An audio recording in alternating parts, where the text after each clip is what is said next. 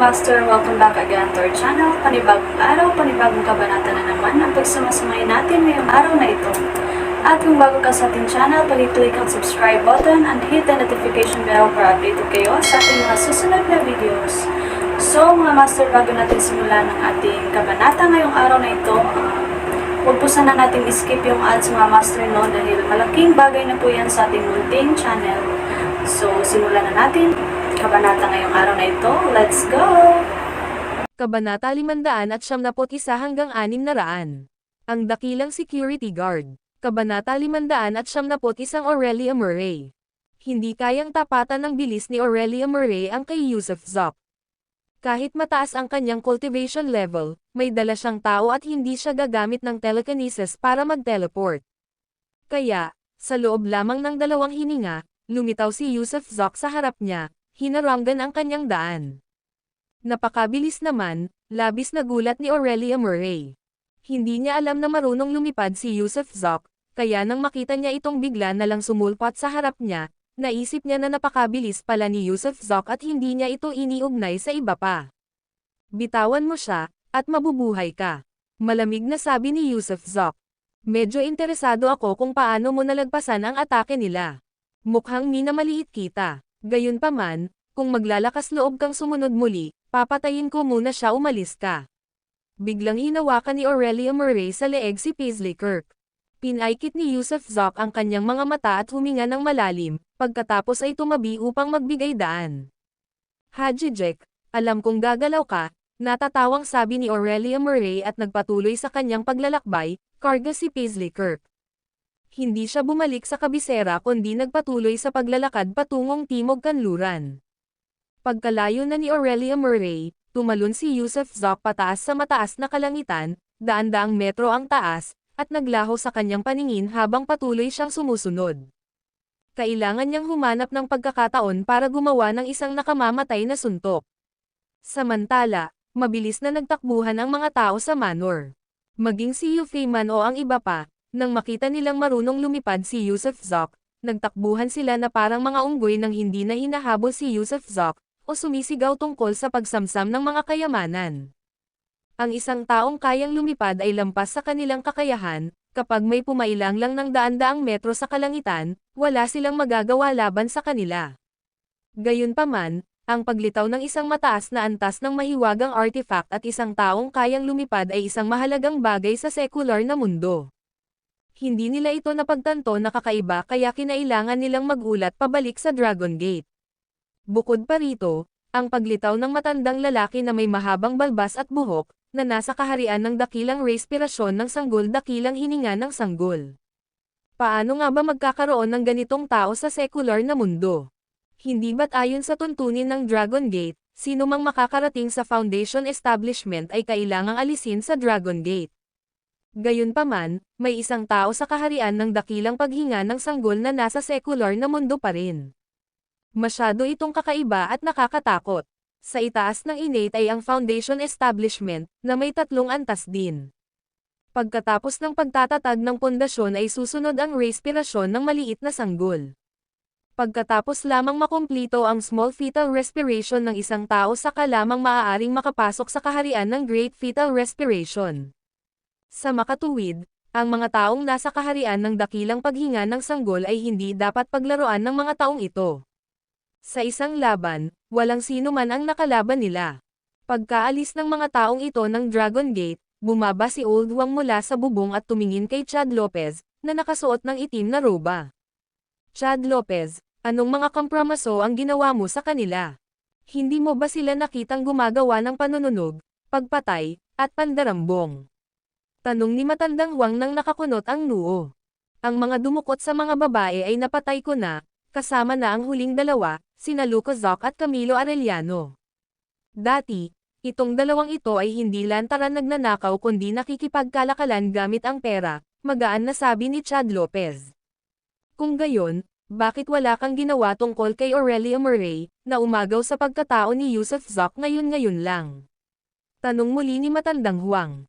Tunay ngang nagkaroon ng kasunduan. Nang ahas silang lumabas sa pagkakataong ito upang maghanap ng mga buto, at nangako ako na maaari nilang direktang kunin ang sino mang gusto nila, kaya hindi tama na bawiin ang aking salita. Kung gayon, lubos mong nasaktan si Yusuf Zok. Buntong hininga ni matandang Huang. Ano nga ba talaga ang sitwasyon niya? Tumingin si Chad Lopez kay Old Huang dahil bilang pinuno ng Dragon Group, wala siyang ideya kung ano ang sitwasyon kay Yusuf Zok, pero dapat alam ito ni Old Huang. Hindi ko rin maipaliwanag, umiling si matandang Huang. Hindi mo rin alam na kaya pala niyang lumipad. Matapos mag-isip sandali, biglang nagtanong si Chad Lopez. Wala akong ideya, ngumiti si matandang Huang nang may pag-aalinlangan. Ang kakayahang lumipad ay higit pa sa aking inaasahan. Aba, mukhang na-offend ko talaga siya. Aalis na ako, pagsaludo ni Chad Lopez kay matandang Huang gamit ang kanyang kamao, pagkatapos ay tumalikod at naglakad palayo, nawala sa paningin pagkatapos ng ilang hakbang. Lumabas sina Ariel Higgins at ang iba pa mula sa pangunahing gusali at tahimik na sinimulang linisin ang mga bangkay ni na Samuel Ross at Urshui. Nakatayo si matandang Huang sa looban, mausisa na pinagmamasdan ang grupong ito ng mga taong masasabing walang takot sa harap ng kamatayan at ng ahas na harapin ang mga makalangit na nilalang na iyon. Isang paghanga ang lumitaw sa kanyang mga mata, ngunit may bahid din ito ng kaunting kalungkutan. Alam niyang malayo pa sa katapusan ang mga bagay-bagay. Kung sakaling makarating sa Dragon Gate ang balita na si Yusuf Zok ay maaaring lumipad at magtaglay ng isang mahiwagang artifact, tiyak na kasunod nito ang malaking gulo. Sa susunod na may lalabas, hindi na sila yung mga parang basurang karakter. Kuwait, dinala ni Aurelia Murray ang Paisley Kirk patungong Timog Kanluran sa loob ng halos 100 kilometro, pagkatapos ay nagpalit ng direksyon patungong Hilagang Kanluran, partikular na piniling maglakbay sa mga bulubunduking lugar. Siyempre, habang naglalakbay siya, minamasdan din niya ang kanilang dinaraanan. Mayroon din siyang divine sense, pero limitado ito sa mga 100 metro, kaya hindi niya napansing nakasunod pala sa kanila si Yusuf Zok. Hindi kaya talaga siya sumunod. Naiinis na bulong ni Aurelia Murray sa sarili, paano siya hindi makakasunod? Gusto ko pa rin ang espada niya. Sa katunayan, si Aurelia Murray ay labis na sakam, at nagtago pa nga ng mga disenyo sa treasure sword ni Yusuf Zok. Hindi siya tumigil, patuloy pa rin sa pagtakbo pasulong. Pagkatapos dumaan sa isang nayon ng madaling araw, huminto siya sa tabi ng ilog at uminom ng maraming tubig. Kaui, kaui, kaui, ano ba itong lasang ito? Nakakadiri ang tubig dito. Reklamo ni Aurelia Murray habang umiinom, ang tubig doon ay ibang-iba, bawat lagok ay mapait at maasim.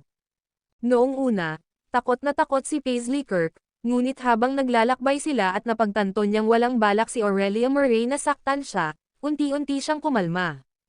Sa sandaling iyon, tahimik niyang naisip, paano nga ba makakainom ang sinuman ng tubig ng ilog na ito, kung gaano karaming planta ng kemikal ang nasa itaas ng agos. Gayunpaman, hindi niya binalaan si Aurelia Murray, at sa katunayan, naisip niya na mas makabubuti kung lasingin ni Aurelia Murray ang sarili hanggang sa mamatay. Hindi kaya talaga ako hinabol ni Kuya Zok. Iniwan na ba niya ako? Lumingalinga si Paisley Kirk sa paligid, walang nakitang bakas ng kanyang Kuya Zok. Hindi pwede, hindi pwede. Si Kuya Zok ang pinakamatapat at pinakamatuwid na tao, paano niya ako nagawang iwan? Gusto niya ako, tiniyak ni Paisley Kirk sa sarili na tiyak na darating si Kuya Zok para iligtas siya. Hehe, iniisip mo siguro yung lalaking ililigtas ka, di ba? Umaasa akong darating siya para iligtas ka dahil kung ganoon ay maaari ko siyang mapatay. Sa katunayan, ang dahilan kung bakit kita dinala palayo ay para sadyang akitin siya rito, para may pagtanggol ko rin ang iba, natatawang pagsisiwalat ni Aurelia Murray. Pakiusap, payagan mo na akong umalis, ayoko nang matuto ng kahit anong oras ayon, may trabaho pa ako, at nasa bahay ang mga magulang ko. Pakiusap, ate, nagmamakaawa ako sa iyo. Sa ganoong paraan, magpapasalamat din sa iyo si Kuya Zok, at hindi kanya kailangang patayin. Pagmamakaawa ni Paisley Kirk. Gusto mo mang matuto o hindi, kailangan mong matuto, at mula ngayon, maiintindihan mo na ang mga patakaran ng aking 7-star sect. Simula ngayon, susundin mo ang mga utos ko. Hindi ako matututo, maliban na lang kung papatayin mo ako. Mapanghamong bulalas ni Paisley Kirk. Kasabay ng isang, santukan, Humarap si Aurelia Murray at sinampal si Paisley Kirk sa mukha, habang nanunuya, maglakas loob kang sumagot, sasampalin ko yang bibig mo. Kung maglalakas loob kang magsalita muli sa akin ng kalokohan, pagkatapos kitang ibalik sa sekta, hahayaan kong maghalinhinan ang lahat ng mga lalaking disipulo na labagin ka. Ikaw, natatakot na ibinuka ni Paisley Kirk ang kanyang bibig ngunit hindi nang ahas na magsalita, namutla ang kanyang mukha. Pero kung mag-iingat ka, hindi ko hahayaang labagin ka ng mga lalaking disipulo na iyon, ilipat mo na yan, kailangan na nating magpatuloy sa paglalakbay. Sabi ni Aurelia Murray habang hawak niya si Paisley Kirk at nagpatuloy sila sa kanilang paglalakbay. Lumulutang si Yusuf Zoc sa mataas na lugar, malamig na pinagmamasdan ang lahat ng bagay sa ibaba. Hindi pa niya kailangang magpakita, dahil hindi pa ito ang tamang oras. Nasa kamay ng babaeng ito si Paisley Kirk, siya ay nag-aalangan at maingat, hindi nangangahas na kumilos ng padalos-dalos, dahil ang isang pabayan na galaw ay maaaring makasakit kay Paisley Kirk. Ang video na ito ay edited by Urban Storytelling. Kabanata 572 Pagpatay. Pinangunahan ni Aurelia Murray si Paisley Kirk sa Shanghai Gun Pass at pagkatapos ay tumungo sa timog kanluran nang hindi sumakay ng anumang uri ng transportasyon. Sa unang 2 araw, inakala ni Aurelia na susundan siya ni Yusuf Zoc, kaya naman naging maingat siya at laging handa sa pagtalon ni Yusuf at pagtatangkang patayin siya. Gayunpaman, matapos maghintay ng 2 araw at balikan ang ilan sa kanilang mga dinaanan kasama si Paisley, natuklasan niya na walang ibang tao ang naglakad sa parehong daan, kaya, napagpasyahan niya na maaaring hindi sila nasundan ni Yusuf, o naligaw siya ng landas. Sa 3 araw, medyo nagpahinga siya at pagsapit ng takip silim, pumasok siya sa isang kagubatan at nagpasiklab ng apoy sa kampo. Dapat aminin na si Yusuf ay lubos na matyaga, kung walang perpektong pagkakataon, hindi siya kikilos. Kaya naman, patuloy siyang nagtiis, lihim na nagmamasid, at hindi niya pinakawalan ang kanyang telekinesis dahil ang paggawa nito ay mag-aalerto sa kanyang mga target. Tila lahat ng lumalabas sa Dragon Gate ay nagtataglay ng Divine Sense, isang bagay na ikinagulat niya. Akala niya noong una ay pambihira ang pagkakaroon ng telekinesis, isang himala kung iilang tao lang sa mundo ang mayroon nito, ngunit laking gulat niya nang makitang karaniwan ito sa mga taga-Dragon Gate. Tila ang Dragon Gate World ay tunay na isang mahimalang lugar.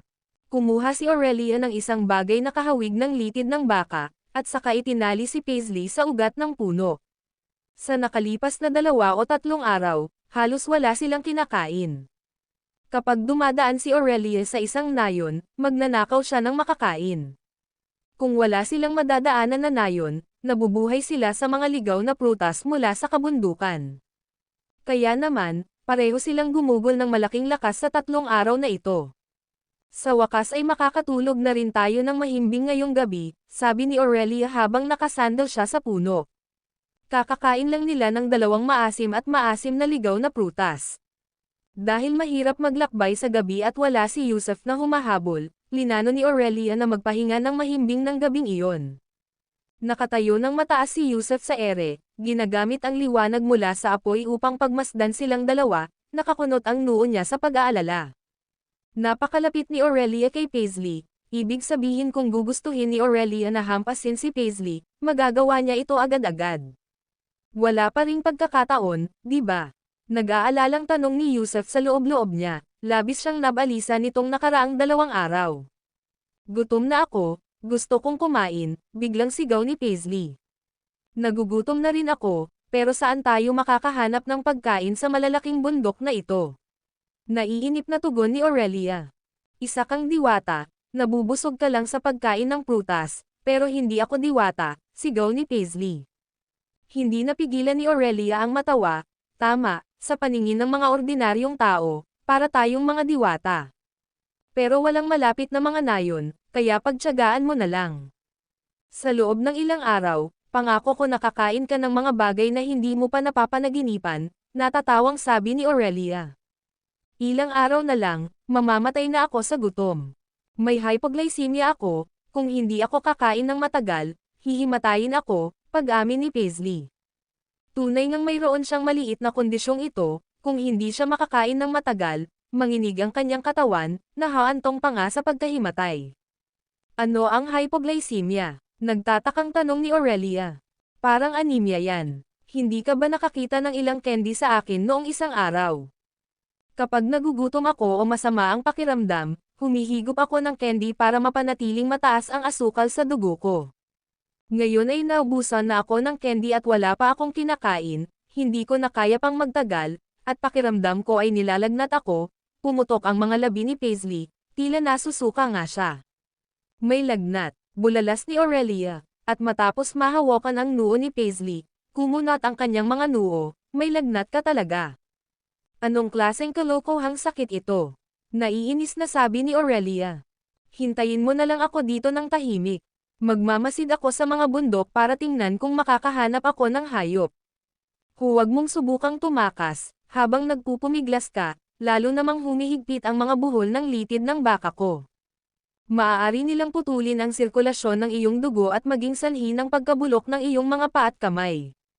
Naiintindihan ko, sa tingin mo ba ay may lakas ako para lumaban? Naaawa na sabi ni Paisley. Sige, maghintay ka rito, tumayo si Aurelia. Matapos muling tumingin kay Paisley, tumalikod siya at naglaho sa loob ng kagubatan. Nakahiga si Paisley sa lupa nang hindi gumagalaw ni isang kalamnan. Hindi pa talaga umaalis si Aurelia Murray, pagkatapos maglakad ng paikot, palihim siyang nagtago sa dilim para panoorin si Paisley Kirk. Gayunpaman, pagkatapos maghintay ng mahigit 10 minuto, wala siyang nakitang paggalaw mula kay Paisley Kirk.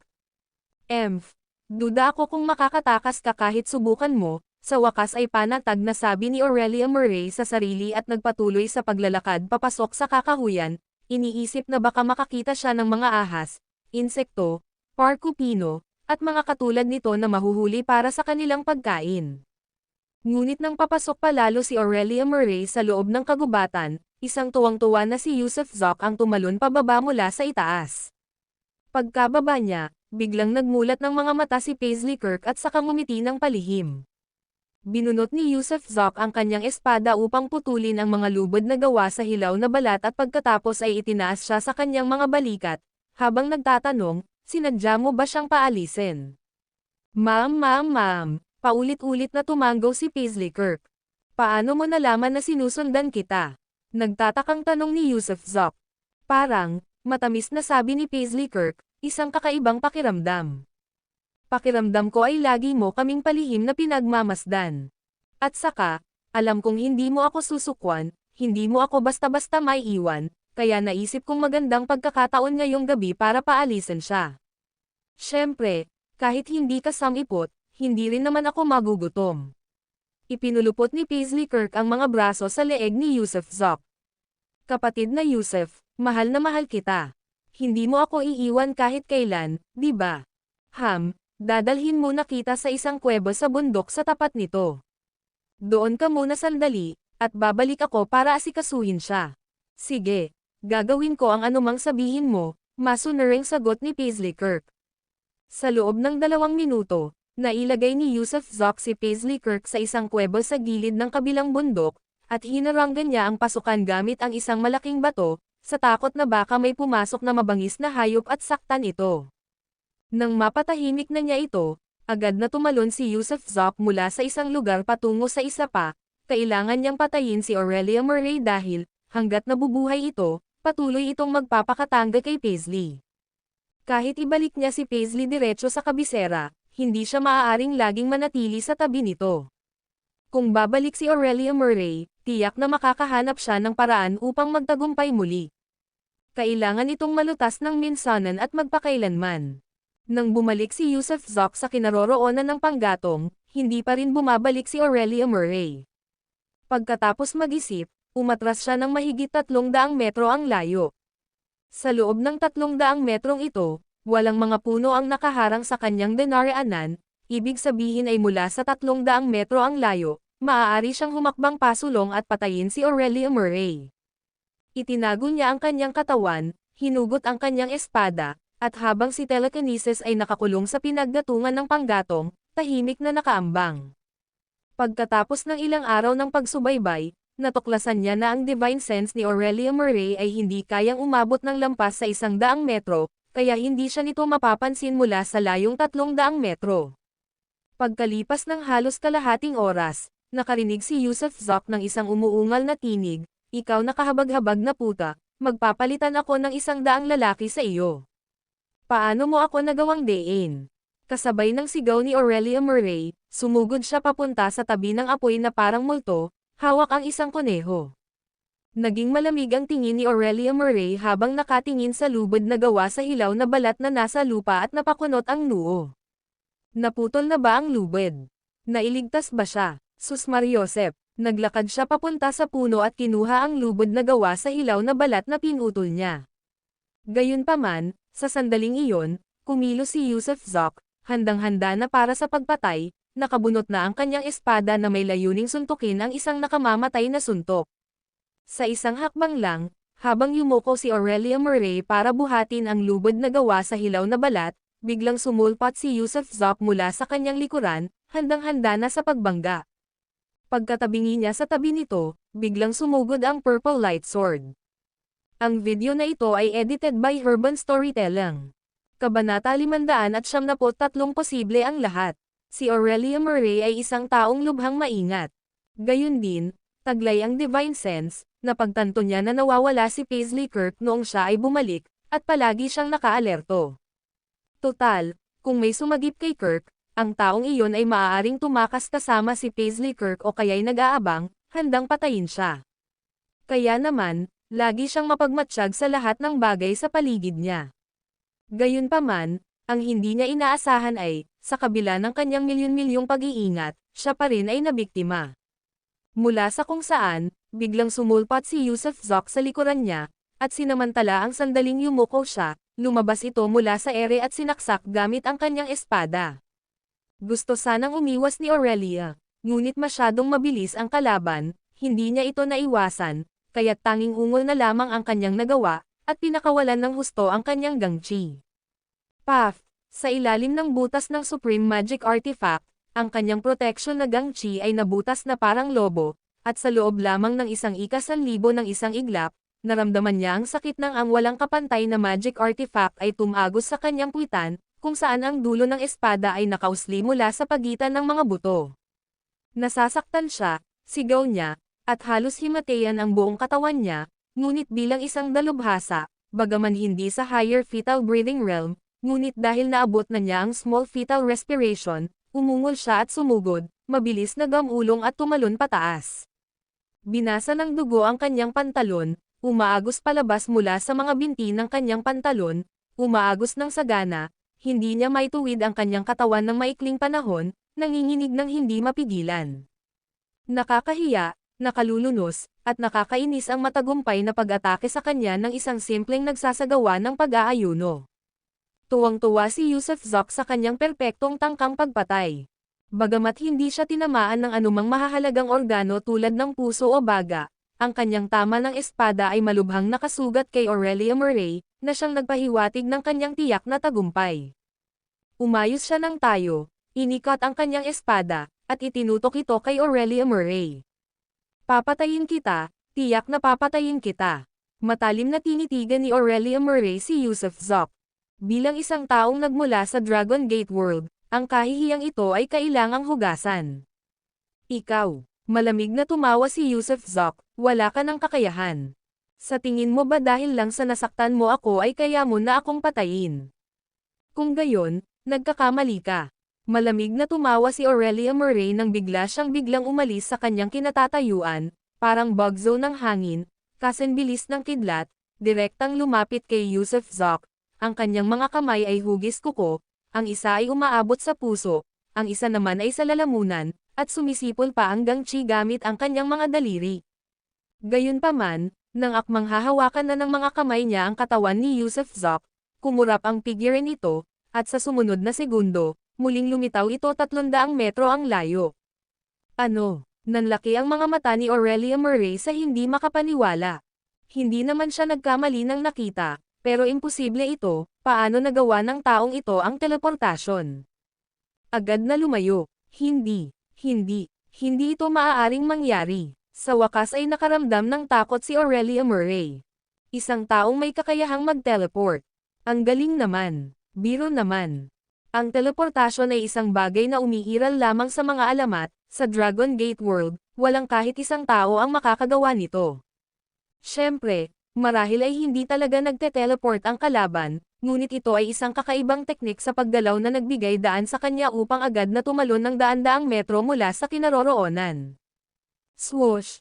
Habang natigilan si Aurelia Murray, si Yusuf Zoc, na lumapag na 300 metro ang layo, ay muling sumugod.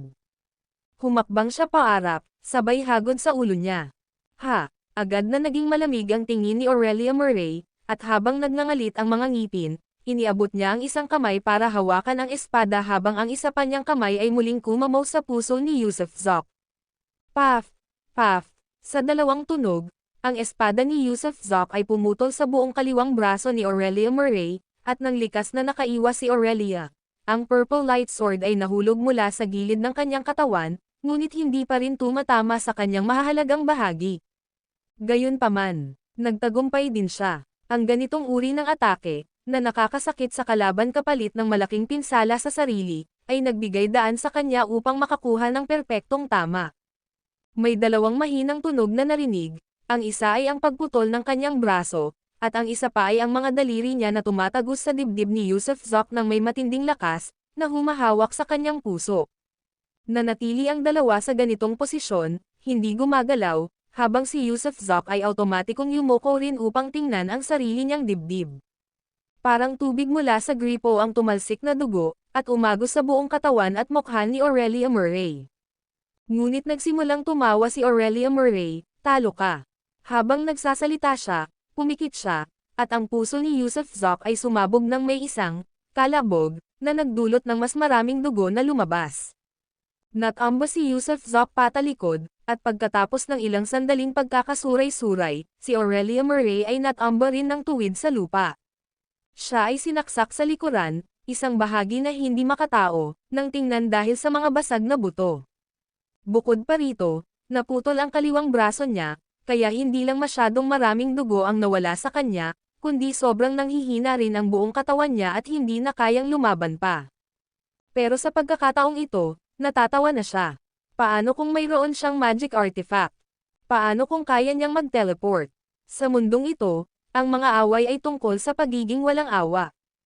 Ipinagpalit niya ang isa niyang braso para sa buhay ng kanyang kalaban, kaya nauna pa rin siya. Gayunpaman, ang hindi niya namalayan habang nakahiga siya sa lupa ay ang taong dinurog niya ang puso ay isang halimaw, isang taong may mutasayon. Nanatiling nakadilat ang mga mata ni Yusuf Zoc, na parang ayaw tanggapin ang kamatayan. Gayunpaman, hindi pa rin nawawala ang kanyang kamalayan. Alam pa nga niya na hindi pa siya patay dahil sa kaibuturan ng kanyang isipan, ang lila na patak ng tubig ay dumaloy sa kanyang buong katawan ng mas malakas kaysa dati, na nagpapagaling sa kanya ng mas mabilis at mas mabilis. Noong nakaraan, wala pang 3 minuto ang itinagal para maayos ang puso niya, at ang epekto ng blood beads ay kapag gumaling na, sa susunod ay hindi na siya maaapektuhan ng parehong pinsala, parang anesthesia. Matapos maging manhid ng isang beses, ang pagkain ng napakaraming pampamanhid ay wala ng epekto sa susunod. Ganoon din ang nangyari sa puso. Noong nakaraan, wala pang 3 minuto ang ginugol para maayos ito, ngunit sa pagkakataong ito, hindi man lang inabot ng kahit 1 minuto bago gumaling ang pusong durog at pagkatapos ay muling tumibok ng masigla, habang ang mga sugat ay kusang nagbabagong buhay. Sa kasamaang palad, noong huling beses na sumabog ang puso niya, pinagamit siya nito ng 2 blood beads, pero sa pagkakataong ito, hindi man lang niya ginamit ang kalahati ng blood bead.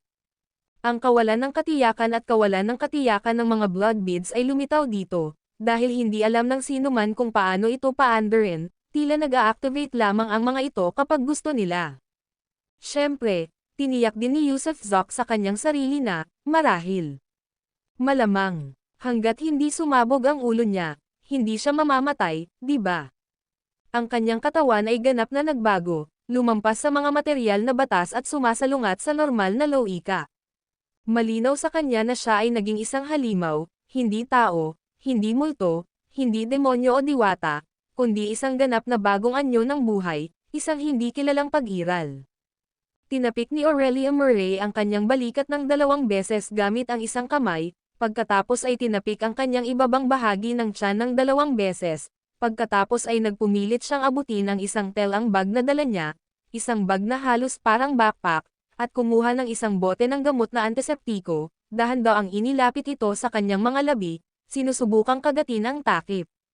Ngunit nang marating na niya ang bote ng gamot na antiseptiko sa kanyang mga labi, bigla siyang nanigas, pagkatapos ay nagsimulang manginig ng malakas ang kanyang buong katawan, nanlalaki ang kanyang mga mata sa hindi makapaniwala habang nakatitig sa itaas, na parang nakakita siya ng multo, puno ng takot. Sa huli, mukhang ako ang nagwagi, hindi ba? Ang dulo ng espada ni Yusuf Zoc ay marahang dumampi sa leeg ni Aurelia Murray. Napakatalas ng talon kaya agad nitong hiniwa ang kanyang balat, na nagbigay daan sa pagdaloy ng sariwang dugo.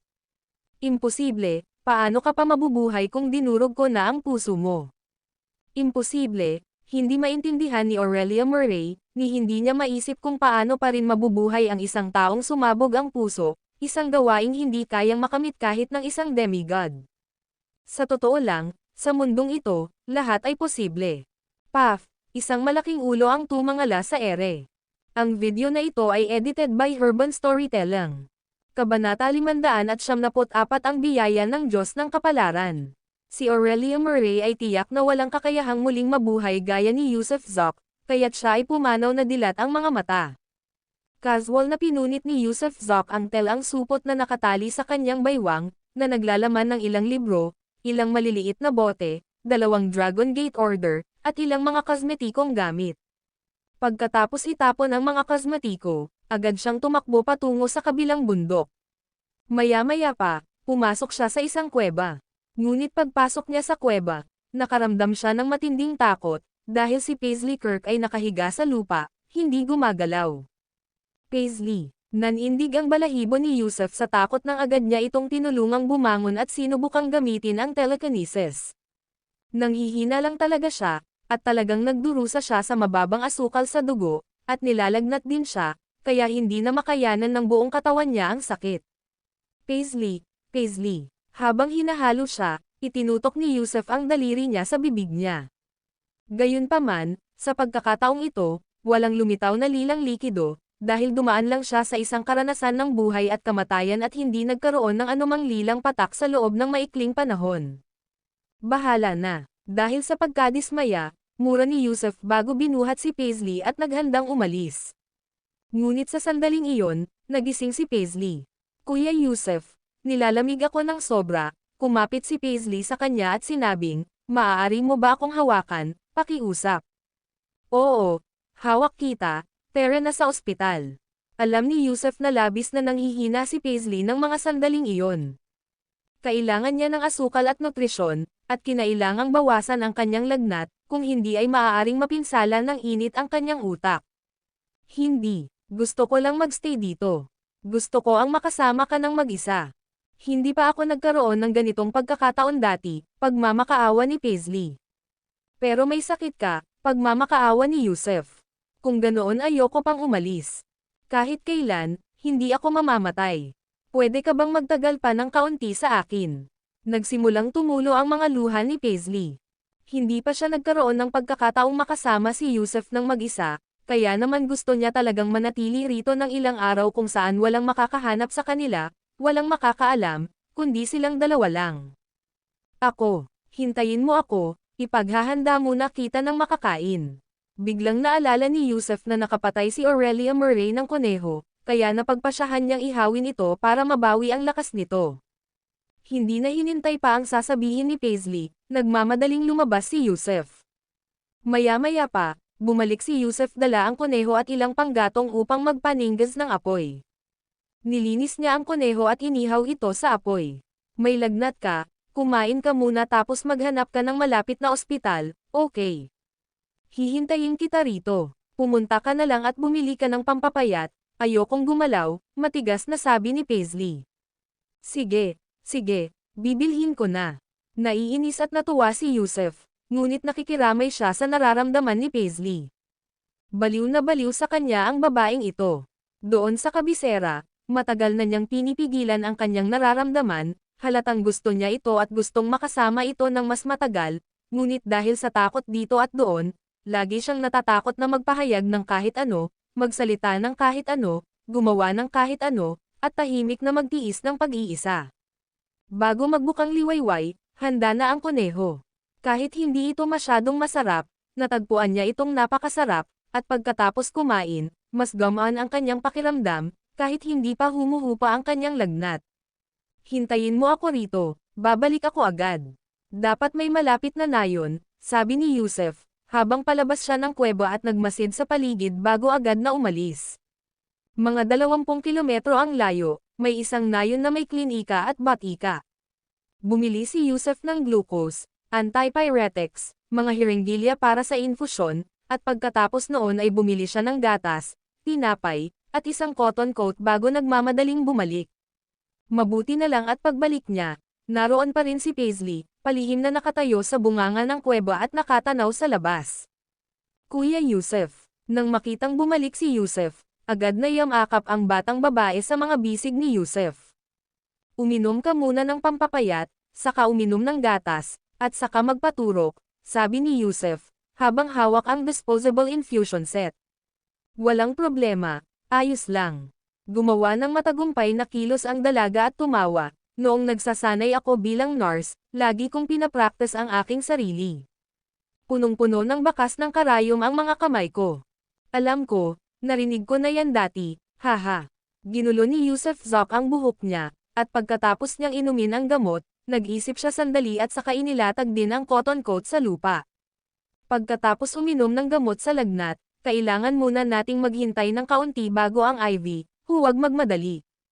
Yusef, yakapin mo ako. Hindi na nahiya ang babae at ibinuka pa ang mga braso para yakapin ito ni Yusef. Naupo si Yusef sa tabi niya nang nakangiti at saka siya niyakap. Yusef, may gusto akong sabihin sa iyo. Bulong niya sa tainga ni Yusef. Hindi ito ayos. Agad na tumanggi si Yusef pagkatapos marinig ang mga salita niya, at namula rin ang mukha niya. Ayaw mo sa akin, di ba? Agad na tumulo ang mga luha ni Paisley. Paano naman hindi ka magugustuhan ni Yusef, may sakit ka lang naman, at saka, hindi bagay ang lugar na ito, pang-aakit ni Yusef sa kanya. Kung gayon, halikan mo ako, inangat ni Paisley ang kanyang ulo at sinabi. Hinaplos ni Yusef ang mukha ng babae at hinalikan. Gayunpaman, mas lalong naglakas loob ang pilyong babae. Pagkahalikan nila, agad siyang kumapit sa ulo ni Yusef. Wala akong pakialam, kumapit ang maliit niyang katawan kay Yusef, at nagawa niya itong itulak pababa. Naamoy ni Yusef ang kanyang amoy at naramdaman ang kanyang pagnanasa. Natural na sinimulan nilang dalawa, habang magkayakap, ang paggalugad sa katawan ng isa't isa. Pagkaraan ng ewan kung gaano katagal, biglang napagtanto ni Yusef na wala na ang kanilang mga damit. Sa sandaling iyon ng hubad na katapatan, halos tumalsik ang kanyang dugo mula sa kanyang noo, at nang lumitaw sa harap niya ang malinis at walang kapintasang Paisley, agad niyang nakalimutan ang lahat. Langit at lupa, ugnayan ng tao, ang yin at yang na nagpupuno sa isa't isa, ang sukdulang katotohanan ng lahat ng pag-iral ay yin at yang. Ito ay kumakatawan sa pagpaparami at pag-unlad ng lahat ng bagay. Sa mga sandaling iyon, nasasaktan siya, ngunit nakangiti rin siya. Sa sandaling iyon, pakiramdam niya ay para siyang nahulog sa isang panaginip. Sa hindi maipaliwanag na paraan, isang blood bead ang na-activate. Isa siyang mapang-akit na kagandahan, at ang dahilan kung bakit siya banihag ni Aurelia, sa kagustuhang gawin siyang disipulo, ay dahil nakita niya ang kanyang pambihirang mga meridian at pangangatawan, isang babae na parang tubig, nakakaiba sa bawat milyon. Habang nagsasama-sama ang kanilang mga dalisay na katawan sa yin at yang, isang mahiwagang enerhiya, tulad ng isang susi, ang nagbukas ng pinto sa isipan ni Yusef. Natulala si Yusef, parang naglalakad sa mga ulap. Ang teknik ng Harmony of Chi ay gumana ng mag-isa, ang yang ay sumusunod sa yin, at ang yin ay tumutulong sa yang, na lumilikha ng isang spiral at pagsasanib sa pagitan ng kanilang mga katawan.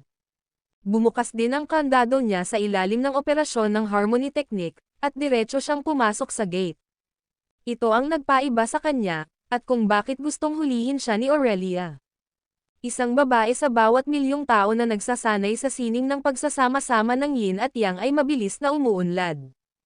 Umangat ang ranggo ni Yusef, hindi lamang na-activate ang isang blood bead, kundi tumaas din ng malaki ang kanyang cultivation level, na hindi maipaliwanag na umabot sa innate realm. Naramdaman niya ang pagbukas ng pinto sa dagat chi ng kanyang dantian. Dati, nakaramdam siya ng panandaliang sensasyon sa kanyang dantian, minsan ay lumalawak, minsan ay lumiliit o kumakapal, ngunit sa huling sandali na magkasama sila, nakaramdam siya ng pagbabalik sa kalikasan, na parang bumabalik sa sinapupunan, isang pambihirang pakiramdam. Ito ang ibig sabihin ng pagiging likas, ang pagbabalik sa tunay na sarili. Siyempre, ang alam lang niya ay narating na niya ang innate realm, pero wala siyang masyadong naiintindihan sa mga detalye, kung ano ang ibig sabihin ng innate, ano ang layunin ng innate, ang pagsasanay pagkatapos maabot ang innate, at iba pa. Wala siyang kaalam-alam tungkol sa lahat ng ito. Tila laging inaalagaan siya ng Diyos ng kapalaran, pinoprotektahan siya.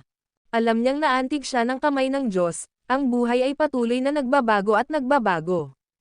Ang namumula niyang mukha ay nakadikit sa dibdib niya, ang tibok ng kanyang puso ay parang isang maliit na langgay-langgay na lumilipad. Ang video na ito ay edited by Urban Storytelling. Kabanata 575 ay activate ang pursuit mode.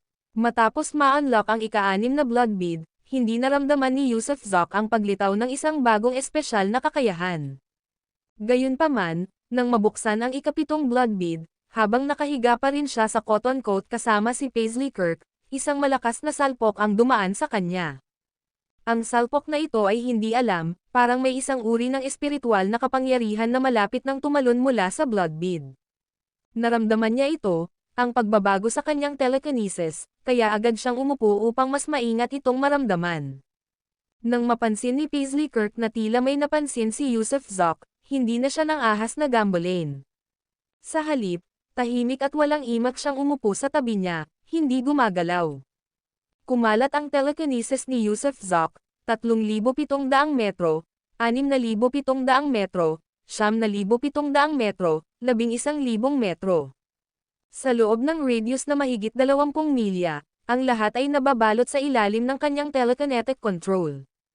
Ang damo at mga puno, ang kaluskos ng hangin, ang mga insekto sa ilalim ng mga dahon, ang mga ibon sa mga puno, maging ang mga usbong ng bulaklak na marahang namumukadkad, nararamdaman niya ang lahat ng mga ito.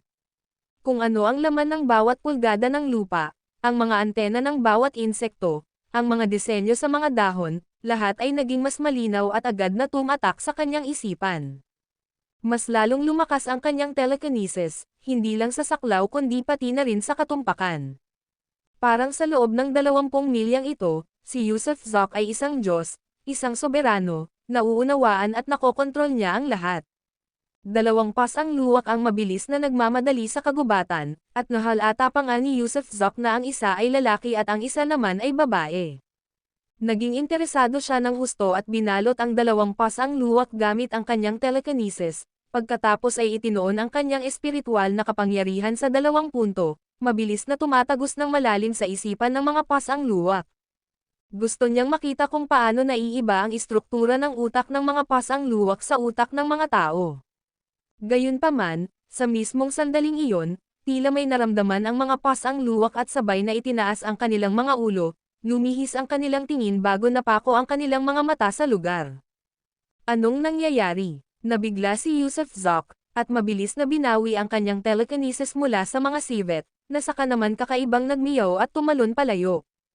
Anong nangyari? Muling itinoon ni Yusuf Zoc ang kanyang pansin, at ang kanyang telekinesis ay muling sumugod patungo sa utak ng mga sivet. Ha! Tumigil muli ang mga tumatakbong sivet, nanlabo ang kanilang mga tingin. Umatras, binawi ni Yusuf Zoc ang kanyang telekinesis, at ang mga pas ang luwak ay tumili habang tumatakbo palayo. Ito ba? Hipnotismo? O baka naman mind control? Biglang nagulat si Yusuf Zoc, agad na binawi ang lahat ng kanyang telekinesis at iminulat ang kanyang mga mata. Anong problema? Tanong ni Paisley Kirk, na walang suot na sinulid, at dahan-daang nakapatong sa kanyang binti. Paisley, tingnan mo ako. Niyakap ni Yusuf Zoc ang kanyang balikat, iniayos ito ng patayo, at pagkatapos ay may puro ngunit banayad na espiritual na kapangyarihan, hinaplos niya ang tuktok ng ulo ni Paisley Kirk. Ha! Agad na nakita ni Yusuf Zok na ang dating mausisang tingin ni Paisley Kirk ay naging mapurol, at ang kanyang mukha ay walang ekspresyon. Bukod dito, nadama ni Yusuf Zok na ang kanyang telekinesis ay nagpahinto sa pag-iisip ni Paisley Kirk, ibig sabihin, sa sandaling iyon, ang kamalayan ni Paisley Kirk ay sinasapian ng purong telekinesis ni Yusuf Zok, na nag-iiwan sa kanyang isipan na blanko. Nang inig ang katawan ni Yusuf Zok, maaari kayang tunay na siyang nagiging Diyos. Ikaw, ano ang pangalan mo? Sinubukang magtanong ni Yusuf Zok. Paisley Kirk, parang walang emosyong tugon ni Paisley. Sino ang pinakamamahal mo? Ang kapatid kong si Yusuf. Swoosh! Binawi ni Yusuf Zok ang kanyang telekinesis, at kumurap si Paisley Kirk at sumimangot, nagtanong, anong nangyari sa akin? Kumusta ang pakiramdam mo kanina lang? Nag-aalalang tanong ni Yusuf Zok. Parang wala akong alam, kakaiba ang pakiramdam. Hindi ko matandaan. Hinimas ni Paisley Kirk ang kanyang ulo. Ha ha ha. Tumawa ng malakas si Yusuf Zok at binigyan siya ng isang mabagsik na halik.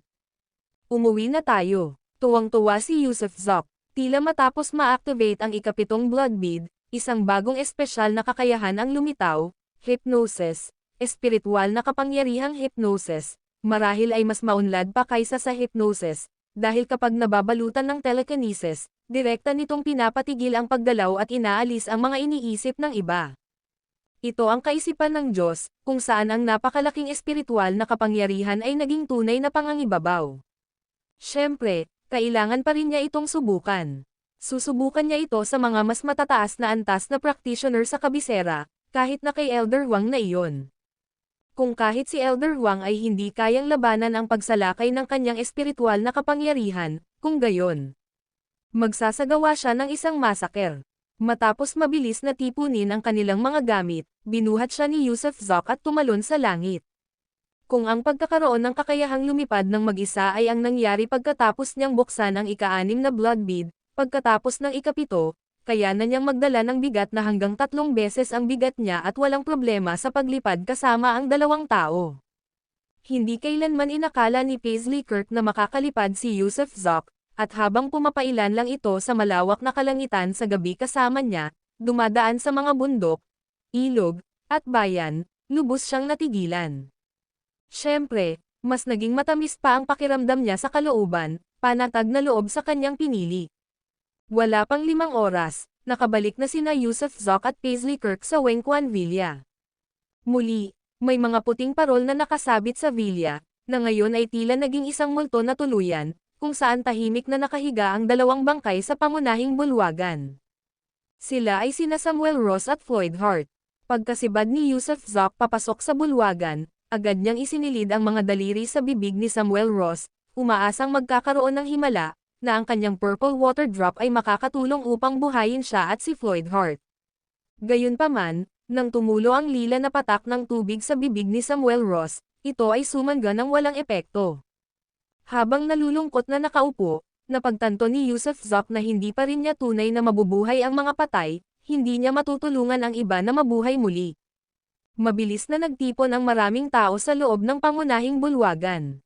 Sa mga nakalipas na araw, walang natira, dahil sa takot na baka may mga tagalabas pa ring dumating para patayin sila, kaya nanatili silang nakatago rito, hindi nang ahas na lumabas, hindi rin makaalis. Yusuf Zok, kapag namatay na ang mga tao, hindi na sila mabubuhay muli. Lumitaw si Matandang Huang, nakakagulat na hindi umalis kundi hinintay ang kanyang pagbabalik. Sayang at braso lang ng masamang madreng iyon ang naputol ko noong araw na iyon. Matandang nakatatanda, alam mo ba kung ano ang tawag sa madre? Tumayo si Yusuf Zok, pinunasan ang gilid ng kanyang mga mata, at nagpas siyang maghayganti. Matapos habulin ang matandang madre ng maikling distansya ng araw na iyon, nakakita siya ng mas maraming tao na papalapit sa villa, kaya wala siyang nagawa kundi bumalik, hinayaan ang masamang madre at ang kalbong monghe na makatakas. Sumagot si Matandang Huang, Janelle Fowler. Kung gayon, alam mo ba ang eksaktong lokasyon ng Dragon Gate, at kailan maaaring umalis ang mga taong iyon? Bahagyang yumoko si Yusuf Zok habang nagtatanong. Bundok ng Dragon Head, Bune Gorge. Nababalot ng hamog ang lugar na iyon sa buong taon, at ang kakayahang makita ay wala pang 100 metro. Ang Bune Gorge ang pasukan papunta sa Dragon Gate. Kung tungkol sa kung nakaalis na sila, hindi ako sigurado, pero sa palagay ko ay hindi pa. Umiling si Matandang Huang. Matandang senior, kamakailan lang ay nag-practice ako ng isang kasanayan, at gusto kong tulungan mo akong subukan ito. Hindi mo kailangang gumalaw, pero gagamitin ko ang telekinesis, ang aking banal na pananaw para siyasatin ka. Kaya mong labanan. Ayos lang ba yan? Suriin mo ako gamit ang banal na pananaw. Nagulat sandali si Matandang Huang. Sige, titignan ko kung tungkol saan itong kakayahan mo. Sabi niya sabay hajijek. Sige, sisimulan ko na. Pagkasabi pa lang ni Yusuf Zok ay agad na natuon ang lahat ng kanyang espiritual na kapangyarihan sa isang punto at sumugod patungo sa isipan ni Matandang Huang. Whoosh!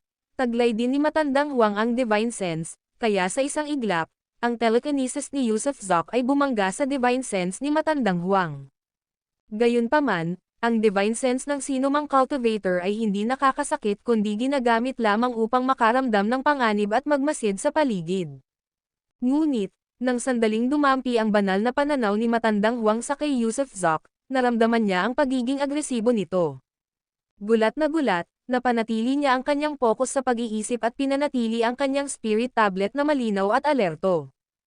Pero, nabigo siya dahil, sa iglap na iyon, ang napakalawak na banal na pananaw ni Yusuf Zok ay dumating na parang isang rumaragasang agos sa kailaliman ng kanyang dagat ng kamalayan, at pagkatapos ay wala na siyang nalalaman pa. Naging blanca ang kanyang tingin at hindi siya gumalaw kahit isang pulgada. Tama na. Biglang tumalon si Yusuf Zok sa kanyang kinatatayuan, binawi ang kanyang telekinesis, at lumipad palabas ng bulwagan. Noon lamang bumalik sa kanyang katinoan si Matandang Huang, naninindigan ang kanyang mga balahibo sa katawan at tumutulo ang malamig na pawis. Sa sandaling iyon, pakiramdam niya ay nasa ilalim siya ng hypnosis, natigil ang kanyang pag-iisip. Matandang Senior Huang, aabalahin pa kita ng ilang araw para alagaan ang tahanan ko. Pupunta ako para pumatay. Pakialagaan pong mabuti ang mga bangkay ni na Samuel Ross at Floyd Hart. Gagamitin ko ang mga ulo ng lahat ng tao mula sa Dragon Gate upang magbigay pugay sa aking mga kapatid. Ang video na ito ay edited by Urban Storytelling. Kabanata 576 na patayin. Sigurado si Yusuf Zok na ang kanyang bagong espesyal na kakayahan ay ang mind control, isang uri ng spiritual power rush. Sa sandaling ang kanyang espiritual na kapangyarihan ay sumulpot sa isipan ng ibang tao, ang mga iniisip ng kalaban ay titigil. Hindi niya maintindihan kung paano nangyari ang pangyayaring ito. Bakit ito nangyari? Pero alam niyang direktang may kaugnayan ito sa 7 blood beads na na-activate niya. Ngayon lang, habang sinasalakay si Old Ross, maingat niyang pinagmasdan ang kaibuturan ng kanyang isipan. Kaya, nakita niyang sabay-sabay na kumurap ang kanyang 7 kwintas ng dugo kasabay ng pagpasok ng kanyang espiritual na kapangyarihan sa isipan ni Matandang Ross, at dahil sa pagkurap ng 7 kwintas ng dugo, natigilan din ang pag-iisip ni Matandang Ross. Hindi lamang ito basta isang simpleng pagkabigla mula sa espiritual na kapangyarihan, kundi, ang kanyang espiritual na kapangyarihan ay may taglay na hindi alam. Ang hindi alam na iyon ay ang sama-samang pagkislap ng 7 butil at ang paglitaw ng lilang liwanag. Kapag lumitaw ang lilang liwanag, agad nahihinto ang pag-iisip ng kalaban. Hindi maintindihan ni Yusuf Zok kung bakit ito nangyayari, ngunit kung hindi niya ito maintindihan, hindi niya ito iisipin. Sa ngayon, gustong-gusto na niyang pumatay. Para patayin ang lahat. Ang kanyang thought overlay ay umabot ng lampas sa 11,000 metro, na may layong mahigit 20 kilometro. Si Yusuf Zok, habang naglalakad sa ibabaw ng kabisera, ay parang isang Diyos na bumababa sa lupa. Sa sandaling ito, pakiramdam niya ay siya mismo ang pinakamataas na pinuno. Sa loob man lang ng 20 kilometro, kaya niyang kontrolin ang lahat. Ayan na. Ilang sandali pa, biglang may natukoy si Yusuf Zok sa telekinesis, isang taong hindi niya pa nakikita noon ngunit tila nasa katayuan ding foundation establishment. Malinaw na ang taong ito ay dapat na nagmula sa Dragon Gate, hindi lang niya napuntahan ang Wengquan Villa nitong mga nakaraang araw. Sa mismong sandaling ito, ang taong ito ay nakaupo sa isang coffee shop kasama ang isang babae, umiinom ng kape at nakasuot ng Amerikana at kurbata. Nang damhin ni Yusuf Zok ang telekinesis, bahagyang kumunot ang noo niya. Ang banal na pananaw ay isang uri ng pag-iisip. Kapag bumaba ang mga iniisip, maaari itong maging mabuti o masama. Halimbawa, kapag may isang magandang kaisipang dumaan sa iyo, hindi mo mararamdaman na naroon ang kaaway, mararamdaman mo lang na hindi kanya sinasadyang sinulyapan. Ngunit ang ilang mga kaisipan ay may kaakibat na matinding pakiramdam ng pandarambong, at sa loob ng kahulugang iyon ng pandarambong ay nakasalalay din ang hanggaring pumatay at ang intensyong pumatay. Ito ay isang bagay na maaaring maramdaman ng bawat magsasaka. Naramdaman din ito ng lalaking umiinom ng kape. Nang damhin siya ng banal na pananaw ngayon lang, ang banal na pananaw na iyon ay mapang-api, na may tiyak na layunin, balak na pumatay, balak na pumatay. Siyempre, napakalakas din ito dahil hindi niya matukoy ang cultivation level ng umaatake, hindi niya matukoy kung nasaan sila. Kaya, ang taong nag-iimbestiga sa kanya ay kailangang maging mas malakas kaysa sa kanya. Tapusin na natin ang gabing ito, salamat sa kape, biglang sabi ng lalaking nakasot ng nakangiti. Ang babaeng kanina pa nagnanakaw ng tingin sa kanya ay biglang natigilan. Hindi dapat ngayong gabi ang. Dapat sana, wala ba siyang ibang ibig sabihin doon? Bakit ngayon pa nagbago ang isip niya? Bumukas ng malakas ang pinto ng coffee shop, at pumasok si Yusuf Zok, na nakasuot ng roba at may dalang espada. May pupuntahan akong kaibigan, umalis ka na. Bibisitahin kita bukas, tumayo ang lalaking nakasot at itinuro si Yusuf Zok, na paparating. Sige, kung ganoon, mag-usap tayo sa telepono, sabi ng babae, sabay kuha ng kanyang bag at dali-daling umalis matapos sumulyap kay Yusuf Zok. Naupo si Yusuf Zok kung saan nakaupo ang babae at saka tumingin sa lalaking nakasot, walang pakialam na sinasabi, kailangan ko ang tulong mo, tumanggi ka at mamamatay ka. Sa tingin ko mali ang iniisip mo. Kasabay ng isang, ugong, bago pa man matapos magsalita ang lalaking nakasot, sumugod ang telekinesis ni Yusuf Zok sa kanyang isipan. Kasunod noon ay ang pakiramdam ng kawalan at transendensya at ang mga hiyawan na nagmumula sa coffee shop. Isang umuusok na ulo ang lumipad pataas sa ere at pagkatapos ay gamulong sa mesa, ang mga mata ay dilat na dilat sa kamatayan. Nabaliw na si Yusuf Zok. Kung hindi sila makikipagtulungan, mamamatay sila. Patayin, patayin, patayin silang lahat. Hindi karapat-dapat mabuhay ang mga tao ng Dragon Gate, walang balak si Yusuf Zok na iligtas ang sinuman sa kanila, bahagi man sila o hindi ng paglalakbay na iyon sa Wengquan Villa. Patay na ang unang tagapagtatanim ng Foundation Establishment. Isinukbit ni Yusuf Zok ang kanyang espada, at lumabas ng coffee shop sa gitna ng mga sigawan at kaguluhan. Kumalat muli ang kanyang telekinesis, nagpatuloy sa paghahanap. Ilang sandali pa, may nakita siyang isa pang tao, isang babaeng hindi niya nakita noon na nakakagulat na may kasamang dalawang batang lalaki, tila nag-threesome. Ang mas ikinagulat ni Yusuf Zok ay ang hitsura ng dalawang batang lalaking iyon na parang mga estudyante sa high school, marahil ay 16 o 17 taong gulang lamang.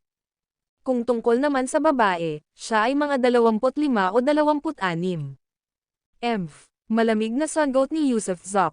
Walang ginagawang masama ang babaeng iyon, malamang na sinasamantala niya ang dalawang binatilyo para magsanay ng kanyang masamang martial arts. Isa itong hotel, at pumasok si Yusuf Zok sa bintana.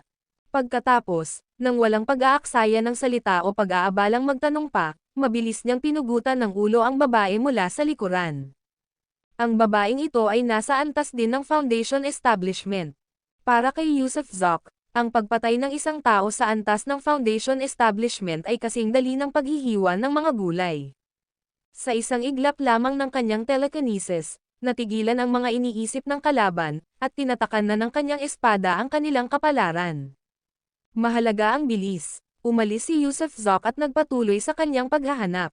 Tila mas kaunti ang mga miyembro ng Dragon Gate na nagtatago sa kabisera, kahit papaano ay wala na ang 12-12 ng mga unang nakita niya. Sinigurado niyang tandaan ang kanilang mga mukha, tinitigan silang mabuti sa layuning maalala sila, para balang araw ay mapatay niya sila. Natagpuan ang ikatlong tao sa isang nightclub, at dahil hindi siya nakipagtulungan, gamulong ang ikatlong ulo. Pagsapit ng madaling araw, 6 na tao ang napatay sa isa na namang serye ng pagpugot ng ulo. Noong nakaraang taon, isang katulad na pagpugot ng ulo ang tuma-target sa pamilyang Meskipon, at ngayon, naglunsad siya ng isa pa laban sa mga miyembro ng Dragon Gate, o mas tiyak, laban sa mga nasa itaas ng antas ng Foundation Establishment.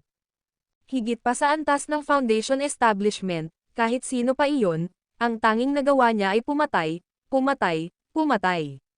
Siya ay sinapian ng demonyo, pinagmumultuhan ng mga kalunos-lunos na huling sandali ni Samuel Ross at ng isa pang biktima. Lumitaw sa kanyang isipan ang mga eksenang hindi niya nasaksihan ngunit naiisip niya. Halimbawa, naiisip niya ang mga imahe ng mga miyembro ng Dragon Gate na dumudukot ng mga kababaihan sa mga lansangan, nagdudulot ng kaguluhan sa iba, at dumudukot ng mga bata at batang babae, bukod sa iba pang mga kalupitan. Nagdadala sila ng kalamidad sa kabisera. Bagamat hindi nakita mismo ni Yusuf Zok ang mga pangyayaring ito, ang mga ito ang katotohanan. Ikinwento na sa kanya ni Ariel Higgins at Ross Trujillo ang tungkol sa mga ito, kaya nailarawan niya ng mabuti ang buong sitwasyon. Kung gayon, anong simpatiya ang nararapat sa mga taong ito? Bakit pa siya mag-aaksaya ng mga salita tungkol sa kanila? Ngayon, dahil na-activate na ang 7 blood beads, may kakayahan na si Yusuf Zok na patayin ang mga taong ito, kaya iyon ang napagpasyahan niyang gawin. Pagsapit ng bukang liwayway, hindi tumigil si Yusuf Zok sa kanyang paghahanap, ngunit habang nililibot niya ang buong kabisera hanggang tanghali, wala siyang nakitang kahit isang eksperto na mas mataas sa antas ng Foundation Establishment. Tila lahat sila ay tumakas, naglaho mula sa kabisera sa isang iglap. Kung gayon, umalis na tayo sa kabisera at tumungo na tayo sa bundok ng Dragon Head. Plano ni Yusuf Zok na harangan ang pasukan patungo sa matayog na Bune Ravine sa bundok ng Dragon Head, na hindi pinapayagang makapasok ang sinuman. Determinado siyang hulihin ang lahat ng miyembro ng Dragon Gate doon. Habang lumilipad siya patimog kanluran, biglang nakakita ang kanyang telekinesis ng ilang tao. Isang binata na nakasuot ng puting damit, na nasa antas din ng Foundation Establishment, ang nakatayong mapatla ang mukha sa kakahuyan ng palke na parang may hinihintay. Mula sa malayo, natano ni Yusuf Zok ang nakatagong si Devon King at si Chad Lopez. Ilang araw na ang nakalipas sa villa, itinago ni Chad Lopez ang kanyang sarili sa paraang hindi siya matukoy ng telekinesis ni Yusuf Zok. Ngunit ngayon, matapos matriple ang lakas ng kanyang telekinesis, natagpuan na niya ito. Kahit hindi masyadong malinaw ang tanawin, nagawa pa rin niyang matukoy ang presensya ni Chad Lopez. Ang itim na roba na suot ni Chad Lopez ay tila isang espesyal na gawang kasuotan na nagtatago ng lahat ng kanyang aura. Siyempre, ngayong na-activate na ni Yusuf Zok ang 7 blood beads, ang kanyang telekinesis ay sumailalim sa isang malaking pagbabago, kaya nakita pa rin niya ang madilim na figure. Nakita niya si Chad Lopez. Anong ibig sabihin nito? Sinusubukan mo akong akitin palabas. Nakatayo ng mataas sa langit si Yusuf Zok, nakataas ang mga kilay, at pagkatapos ay bumaba siya kasabay ng isang malamig na tawa. Hanggang sa puntong ito, nawala na ang lahat ng magagandang impresyon niya sa Dragon Group, masyadong malalim ang kanyang mga pagtatangi, masyadong matindi ang kanyang mga hinanakit. Lumapag siya sa tabi ng nakaputing Foundation Establishment Cultivator at agad na lumitaw. Please, huwag mo akong patayin, bayani. Pagkalabas ni Yusuf Zok, agad na lumuhad ang lalaki kasabay ng malakas na kalabog, nagmamakaawa. Ang video na ito ay edited by Urban Storytelling. Kabanata 577 Walang talo, walang matatalo. Hindi ako dapat patayin ng bayani. Lumuhad ang lalaking nakaputi kay Yusuf Zok nang walang anumang integridad, hindi nag-atubili kahit isang saglit, halos maiyak na habang nagmamakaawa. Isang ngiti ang sumilay sa mukha ni Yusuf, at hindi niya maiwasang humanga sa katalinuhan ng ilang tao, na alam kung kailan dapat maging mapagkumbaba at kung kailan dapat maging matapang. Ang pagluhod ng binata ay lubos na nakabawas sa kanyang panganib na mamatay. Tiningnan siya ni Yusuf at sinabing, sige, kung gayon ay hindi kita papatayin. Pero Devon King, Chad Lopez, hindi ba kayo magpapakita? Hindi ba't ang saysay ng paggamit sa lalaking ito para akitin ako rito? Ngayong nandito na ako, bakit hindi ka pa kumikilos? Habang nagsasalita si Yusuf, lumabas si Devon King mula sa malayo habang tumatawa ng malakas, at pagkatapos ng ilang pag-iisip, Lumabas din si Chad Lopez. Pareho silang nagtatago sa mga palumpong sa kakahuyan, hindi kalayuan dito. Yusef, sumobra ka na, sabi ni Devon King. Hindi itinago ni Yusef ang pagpatay noong nakaraang gabi. Pumatay siya ng hayagan, at hindi lingid sa kaalaman ng lahat ang kanyang pagkakakilanlan, kaya mapakafe man o nightclub, dapat may kuha siya, dahil laganap ang pagmamatsyag. Oo, sumobra na ako. Ano naman? Tiningnan ni Yusef ang dalawang pinuno nang walang paghingi ng tawad. Sa tingin mo ba wala kaming paraan para makitungo sa iyo? Malamig na sabi ni Chad Lopez. Huwag mo akong pukawin. Biglang nanlamig ang mukha ni Yusef. Ang kanyang mga titig ay nagbabanta, at may nakamamatay na sulyap na binalaan niya sina Chad Lopez at Devon King, kayong dalawa na nakatali ay walang iba kundi mga pagong at mga bastardo. Simula ngayon, huwag mo na akong guluhin. Umalis ka na habang wala pa akong kinikimkim na galit sa'yo. Sino ka ba sa tingin mo? Sa tingin mo ba ay espesyal ka matapos mong patayin ang ilang miyembro ng Foundation Establishment? Galit na sabi ni Chad Lopez. Isa rin akong bastardo na kapag baliw ay walang pakialam sa sarili niyang buhay. Pero ang hindi ko maintindihan ay ito. Tiningnan sila ni Yusef at sinabing, hindi ba ninyo nakita ang mga walang hiya na ito na nagdudulot ng gulo sa kabisera? Nanghuhuli sila ng mga tao para sa kanilang kasiyahan, dinudukot ang mga babae, hindi mo ba nakita iyon? Pinatay nila ang dalawa kong kapatid, kinuha ang asawa ko, hindi mo rin ba nakita iyon? Grupo ng Dragon, ang grupo ng Dragon na nagpoprotekta sa bansa at sa mga tao, hahaha. Humagalpak sa tawa si Yusef, puno ng hindi maipaliwanag na dalamhati at kalungkutan. Matapos magnilay-nilay, sinabi ni Chad Lopez, ang mga gumawa ng mga krimen ay nabitay na. Hindi naman lahat sila masasamang tao. Kumusta naman ang babae ko? Nakita mo mismo kung paano kinuha ni Aurelia Murray ang asawa ko. Bakit hindi ka nakialam? Malakas na ungol ni Yusef. Bahagi iyon ng kasunduan. Isa sa mga termino para sa kanilang paglabas ay ang maaari silang mag-recruit ng mga ordinaryong tao bilang mga disipulo, at hindi tayo dapat makialam, walang pakialam na sabi ni Chad Lopez. Mabuti, napakabuti. Biglang tumango si Yusef, pagkatapos ay nagpakawala ng isang malamig na tawa, at dagdag pa ng isang masamang ngiti, kapag pumasok ako sa Dragon Gate at lumabas, magiging isa ako sa inyo. Pagkatapos, kapag pumunta ako sa kabisera at kinuha ang iyong asawa at anak na babae, at ginawa silang aking mga disipulo, hindi ka makikialam, hindi ba? At ikaw, Devon King, kapag ginawa kong mga disipulo ko ang asawa at anak mo, hindi ka ba magagalit, dahil kasunduan na iyon, hindi ba? Paf, muntik nang dumura ng dugo si Devon King.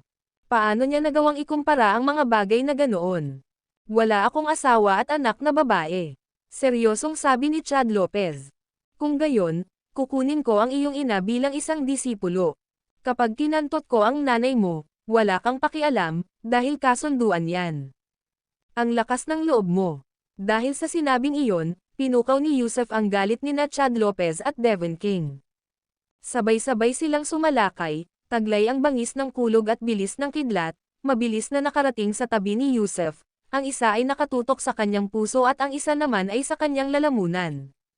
Angle, naninindigan si Yusef at nagpakawala ng isang malakas na ungol. Ang 7 kwintas ng dugo sa kanyang isipan ay kumislap ng 2 beses, at pagkatapos ay isang kakaibang espiritual na kapangyarihan ang sumulpot, na unang pumasok sa isipan ni Chad Lopez at Devon King.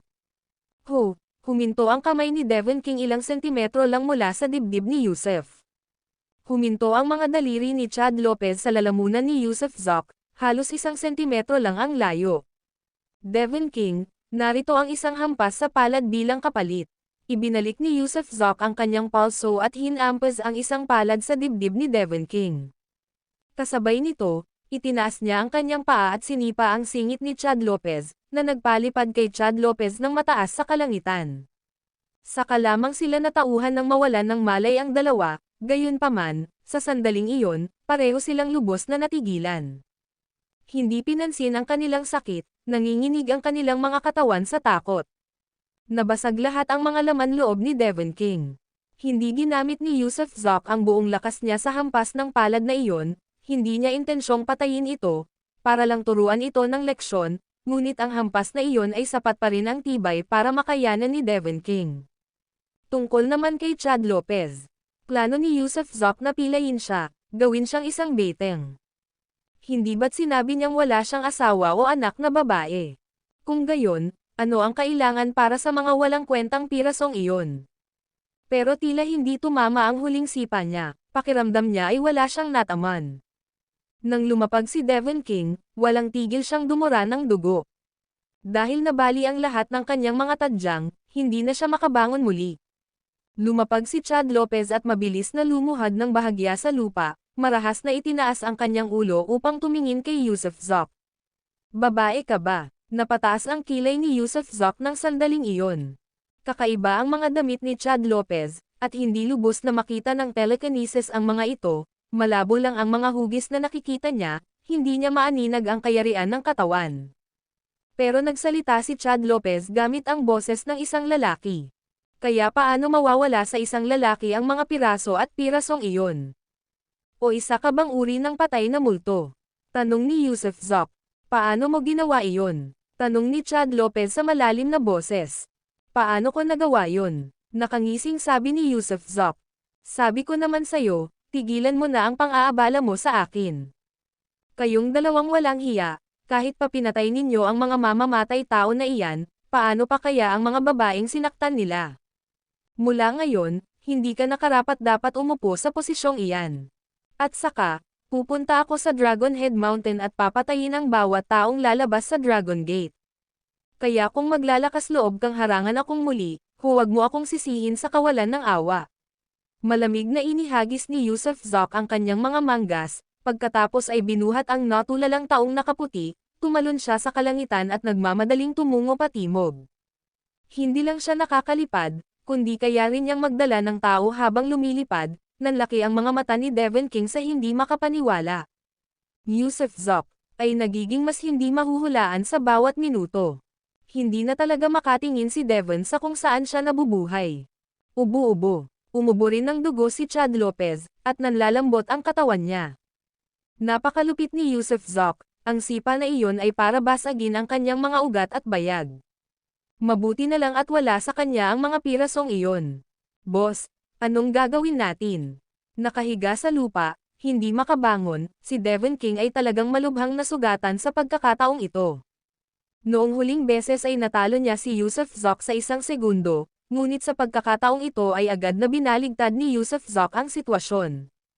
Hindi ito kapanipaniwala, lalo na't ang pinuno ng pangkat, ang kanilang Diyos na tagapagbantay, ay natalo ni Yusuf Zoc sa 1 galaw lamang. Bukod dito, hindi man lang sila nilayon ni Yusuf na patayin. Kung ginawa niya iyon, hindi niya sana ginamit ang kanyang mga kamay at paa, tiyak na hahatiin sana ng kanyang lilang espada ang kanilang mga katawan sa dalawa. Ang kanyang espiritual na kapangyarihan ay umabot na sa isang tiyak na taas, na nagpapahintulot sa kanya na tahimik na salakayin ang kailaliman ng ating kamalayan at kontrolin ang ating mga iniisip at telekinesis. Sa sandaling iyon, nawala kami sa aming mga sarili at nawalan ng malay na pag-iisip. Kaya mula ngayon, mas mabuting layuan natin siya, huminga ng malalim si Chad Lopez, inaamin ang lubos na pagkatalo. At sa sandaling ito, tunay na naluklok sa kapangyarihan si Yusuf Zoc. Kailangan kong pumunta sa bundok ng Dragon Head. Iiwan ko ang kabisera sa mga kamay mo. Ang pag-iisip pa lamang ng mga naguguluhan na salita ni Yusuf Zoc ay nagpasabog ng anit ni Chad Lopez. Plano ba ni Yusuf Zoc na patayin lahat ng tao sa Dragon Gate? Hindi ito katanggap-tanggap. Ang video na ito ay edited by Urban Storytelling. Kabanata 578 Mundo ng Dragon Gate. Tagamundo ka ba ng Dragon Gate? Sa isang county na mahigit 300 kilometro mula sa kabisera, kumakain si Yusuf Zoc ng mga sandwich na karne ng asno kasama ang lalaking nakaputi, nasakam din na nasiyahan dito, nang walang pag-aalinlangan. Oo, oo, oo. Paulit-ulit na tumango ang lalaking nakaputi. Una, magpakilala ka, sabi ni Yusuf Zoc. Mabilis na nilunok ng lalaking nakaputi ang sandwich, humigop ng tubig, at saka magalang na sumagot, bilang tugon sa batang Panginoon, ang pangalan ko ay Aiden Acme, isang disipulo mula sa Celestial Sect, sa Dragon Gate World. Ang aking antas ng cultivation ay foundation establishment, ako ay 22 taong gulang, at hindi pa rin kasal. Napakahusay. Gusto ko ang matatalinong taong katulad mo, nililinaw at prangka mo ang mga bagay-bagay, nakangiting sabi ni Yusuf Zoc, dahil sa pagiging prangka niya sa pakikipag-usap sa matatalinong tao. Oo, oo, oo, iuulat ni Aiden Acme ang lahat ng walang pag-aalinlangan. Paulit-ulit na tumango si Aiden Acme. Anong klaseng mundo ang Dragon Gate World? Patuloy na tanong ni Yusuf Zoc. Ang mundo ng Dragon Gate. Nag-isip sandali si Aiden Acme at sinabing, mula sa pananaw ng mga ordinaryong tao sa mundo ninyo, maituturing itong isang parallel space, isang hindi nakikitang mundo, ngunit, syempre, umiiral ang mundo ng Dragon Gate. Ang Dragon Gate ay isang space-time door. Ang paghakbang dito ay magdadala sa iyo sa ibang dimensyon, at iyon din ay isang mundo, na tinutukoy bilang mundo ng Dragon Gate. Malawak ang mundo ng Dragon Gate. Ang lugar na aming tinitirhan ay tinatawag na continent ng Saint Dragon. Napakalaki ng kontinente ng Saint Dragon, na may dalawang pangkat na namumuno, ang Imperyong Saint Dragon at ang Saint Dragon Pavilion. Hindi mabilang na mga pamilya at sekta ang nakatayo sa kontinente, at ang mga tao nito ay kadalasang nahahati sa dalawang kategorya, mga ordinaryong tao at mga magsasaka. Kaming mga may antas ng paglilinang ang siyang mga nagsasaka, dagdag ni Aiden Acme. Iyan ang pangkalahatang ideya. Hawak ng imperyo ang lahat, ngunit ang Saint Dragon Pavilion ay nananatiling hiwalay sa mga makamundong gawain. Ah, ganoon ba kagandang lugar ang Dragon Gate World? Nagulat si Yusuf Zoc. Ang pagpasok sa Dragon Gate ay patungo sa Saint Dragon Continent. Kaya ilan sa inyo ang dumating ngayong oras na ito? At bakit? Sandaling nag-isip si Yusuf Zoc bago muling nagtanong. May 79 kaming kabuuan, na kumakatawan sa 9 na sekta at 18 pintuan. Binuksan ng Saint Dragon Pavilion ang Dragon Gate Passage, at kami mula sa 9 sects at 18 doors ay nakapasok. Tatlo ang ating mga layunin, una ay ang maghanap ng mga disipulo sa makamundong mundo, ang pangalawa ay ang paghuli sa mga demon cultivator, at ang pangatlo ay ang pag-imbestiga sa kinaroroonan ng mga labi ng dragon. Nahuli ang mga demon cultivator. Ano ang mga demon cultivator? Tanong ni Yusuf Zoc na may pagtataka. Ang paghuli sa mga demon cultivator ay kadalasang isang dahilan lamang. May mga demon cultivator sa mundo mo dati, pero matagal na silang nahuli at dinala sa Dragon Gate World. Kahit na mayroon man ngayon, hindi na namin sila mahanap, kaya ginamit namin ang dahilan na ito para pumunta rito. Marahil ay mayroon pa ring mga demon cultivator dito, ngunit hindi tayo maglalakas loob na hulihin sila, kung ang isang demonyo ay makakaabot sa espiritual na kaliwanagan, ang 79 sa atin ay walang pagkakataon. Kumusta naman ang mga labi ng dragon? Tanong ni Yusuf Zoc. Tungkol ito sa isang ginto na dragon na may 2 kuko. Ayon sa alamat, isang ginto na dragon na may 2 kuko ang namatay sa iyong makamundong mundo. Ang mga buto, kaliskis, at maging ang kaibuturan, mga mata, at mga Dragon Ball ng Gold Dragon ay mga kayamanan. Kaya, pumunta rin kami para hanapin ang mga bagay na ito, pero sayang, masyadong matagal na, at hindi naman siguro malalaman ng mga tao rito, di ba? 2 kuko, gintong dragon, natitira, sa loob-loob ni Yusuf Zoc ay natigilan. Hindi maaaring bangkay ng dragon ang nakita niya sa ilalim ng dagat, hindi ba? Nakakuha siya ng isang espada at isang butil na may 7 kulay mula rito. Ano ang silbi ng Dragon Ball? Tanong ni Yusuf Zoc, nagkunwaring kuryosidad. Hindi ako sigurado, pero dapat nitong mapahusay ang cultivation, umiling si Aiden Acme. Ano ang ibig sabihin ng 9 na sekta at 18 pinto? Sa Dragon Gate World, ang sects ay kumakatawan sa mga primera klaseng paksayon, at ang doors ay nangangahulugang mga pangalawang antas na paksayon. Ang 9 na sekta at 18 pinto ay tumutukoy lamang sa mga miyembro ng 9 na sekta at 18 paksayon na pumunta rito, tulad ng pagiging galing ko sa sekta ng mga langit. May iba pa tulad ng Supreme Sect, 4C Sect, at iba pa. Saang sekta kabilang si Aurelia Murray? Biglang tanong ni Yusuf Zoc. Si Aurelia Murray ay mula sa Joyful Sect. Sus Mariosep, Inikat ni Yusuf Zok ang kanyang mga mata, nagpapasalamat. Mabuti na lang at hindi kinuha ang nurse.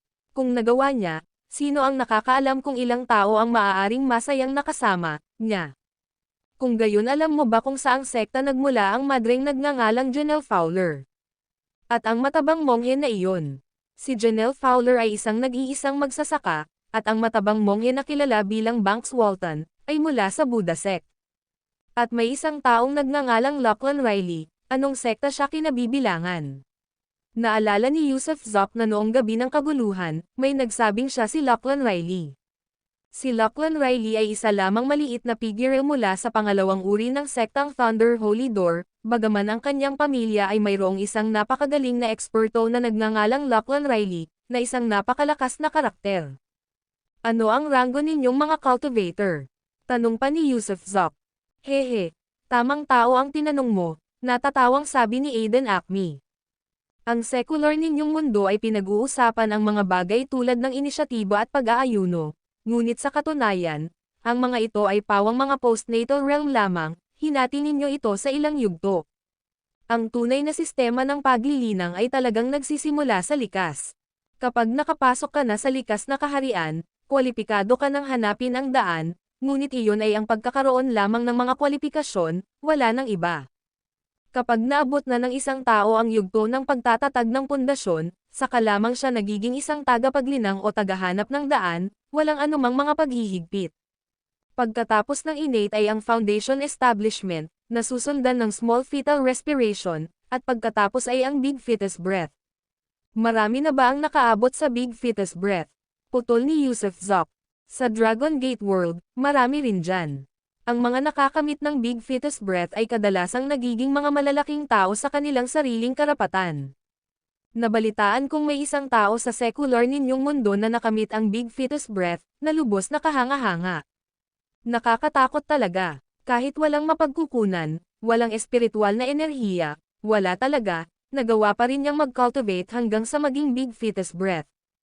Talagang may talentong antas demonyo ang taong iyon. Pero ikaw, Batang Panginoon, ay may talento rin sa antas ng demonyo, nahihiyang sabi ni Aiden Acme habang nakangiti. Kumusta ang Dragon Gate Passage? Ayaw ni Yusuf Zok na magtanong ng marami tungkol sa Dragon Gate World dahil ayaw niya talagang pumunta roon. Kasabay nito, mayroon din siyang naisip, isang nakakabaliw na naisip. Ano ang hitsura ng Dragon Gate Passage? Nag-isip sandali si Aiden Acme at sinabing, isa itong espesyal na daanan. Sa loob ng daanan ay isang kalawakan ng mundo. Ang paglalakad sa loob nito ay maaaring mapanganib, at maraming mga paghihigpit. Kung wala ang Dragon Gate Order, hindi makakadaan ang isang tao. Paano ko masisira ang Dragon Gate Passage? Prangkang tanong ni Yusuf Zok. Napanganga si Aiden Acme, gulat na gulat. Gusto ba talagang sirain ng lalaking ito ang Dragon Gate Passage? Ewan ko ba dyan? Ewan ko. Nagsimulang tumagas ang pawis ni Aiden Acme. Sino ba sa mundo ang maglalakas loob na sirain ang Dragon Gate Passage? Hindi ba't paghahanap iyon ng kamatayan? Hehe, natawa lang si Yusuf Zok, saka kinuha ang kanyang telepono, binuksan ito, at tinawagan si Ariel Higgins. Agad na sinagot ni Ariel Higgins. Ayos lang ba ang lahat sa bahay? Tanong ni Yusuf Zok. Ayos lang ang lahat. Si Jiayan at ang iba pa ay nakabalik na sa lungsod, sagot ni Ariel Higgins. Tulungan mo akong kumuha ng mga bomba, dinamita na may malakas na pagsabog, yung tipong sapat ang lakas para patagasan ang mga bundok. Kumuha ng pinakamaraming hanggat maaari, kailangan ko sila. Sige, uulitin ko na agad. Pero saan ko sila dapat ihatid? Ipadala sila sa Chongqing, pero siguraduhin mong walang ibang makakaalam tungkol dito. Itago mo yan, paalala ni Yusuf Zok sa kanya. Sige, naiintindihan ko, sagot ni Ariel Higgins. Kailangan mo ring mag-ingat. Nakuha ko, makipag-ugnayan ka, hindi ko papatayin ang telepono ko ngayon, sabi ni Yusuf Zok at saka tinapos ang tawag.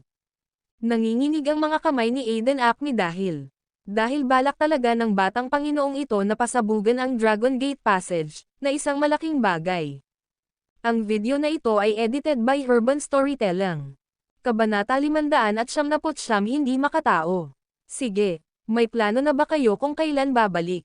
Maaari ba kayong umalis anumang oras, o mayroon bang tiyak na petsa na babalik kayong lahat?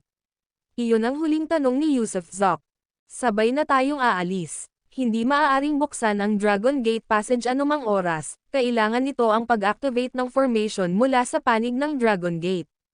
Kung hindi, kahit na mayroon tayong Dragon Gate Order, hindi tayo makakapasok. Pinipigilan lang tayo ng Dragon Gate Order na ma-take ng Pormasayon sa loob ng daanan. Kailan ka pa nagpasyang umalis? Nagningning ang mga mata ni Yusuf Zok habang nagtatanong. Sumagot si Aiden Acme, sa ika-15 araw ng ika-8 buwang lunar, na siyang ika-3 ng Oktubre. Wala pang 10 araw ang natitira. Magaling, kung ganoon bilasan na natin ang lakad natin, haha. Tumawa ng malakas si Yusuf Zok at naglakad palabas. Agad na sumunod si Aiden Acme, ngunit sa pagkakataong ito ay hindi pinili ng dalawa na lumipad. Sa halip, sumakay sila ng tren mula sa istasyon ng tren ng county. Total, masyadong malayo ang Chongqing mula rito, kaya kung lilipad si Yusuf Zok papunta roon, mapapagod siya, at mahihina ang kanyang kakayahang telekinetic. Bukod pa riyan, kailangan pa rin niyang gamitin ang kanyang telekinetic power para pumatay, kaya kinailangan niyang magtipid ng kanyang enerhiya. Pagkalipas ng 3 araw, nakarating ang dalawa sa Chongqing, at pagkatapos ay pinangunahan ni Aiden Acme ang daan patungo sa Dragon Head Mountain. Matatagpuan sa bulubunduking lugar ng Wuling, ang Dragon Head Mountain ay inaabot ng halos 1 araw na paglalakbay upang marating. Sa wakas, nakarating sila sa tuktok ng bundok at natagpuan ang tinatawag na Misty Valley. Sa katunayan, ang pangalang Misty Valley ay ibinigay ng mga tao sa Dragon Gate World, malamang tinawag lang ito ng mga tagalabas na isang lambak. Nakatayo sa tuktok ng bundok, nakatanaw sa Misty Valley, ang tanging nakikita ay hamog. Tila nababalot ito ng makapal na hamog, kaya imposibleng makita kung ano ang nasa loob. Panginoon, ilang araw na lang at ika-15 ng Agosto. Natatakot akong medyo marami na ang nagtipon doon, pero gusto mo ba talagang pasabugan ang lugar na iyon? Malumanay na tanong ni Aiden Acme.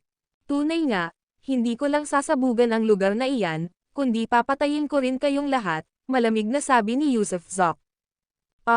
Nanginag si Aiden Acme, at bahagyang nanginag ang kanyang kamay, baka mapatay talaga siya ni Yusuf Zok sa huli. Kalimutan kita, hindi kita papatayin. Pero hindi ka rin pwedeng umuwi. Huwag mo akong kamuhian, dahil kung babalik ka, sasabihin mo sa kanila ang lahat tungkol sa lugar na ito. Kaya hindi kita hahayaang bumalik. Hindi ko hahayaang may bumalik. Oo, tama ang aking Panginoon. Kung hindi ako makakabalik, hindi na ako babalik.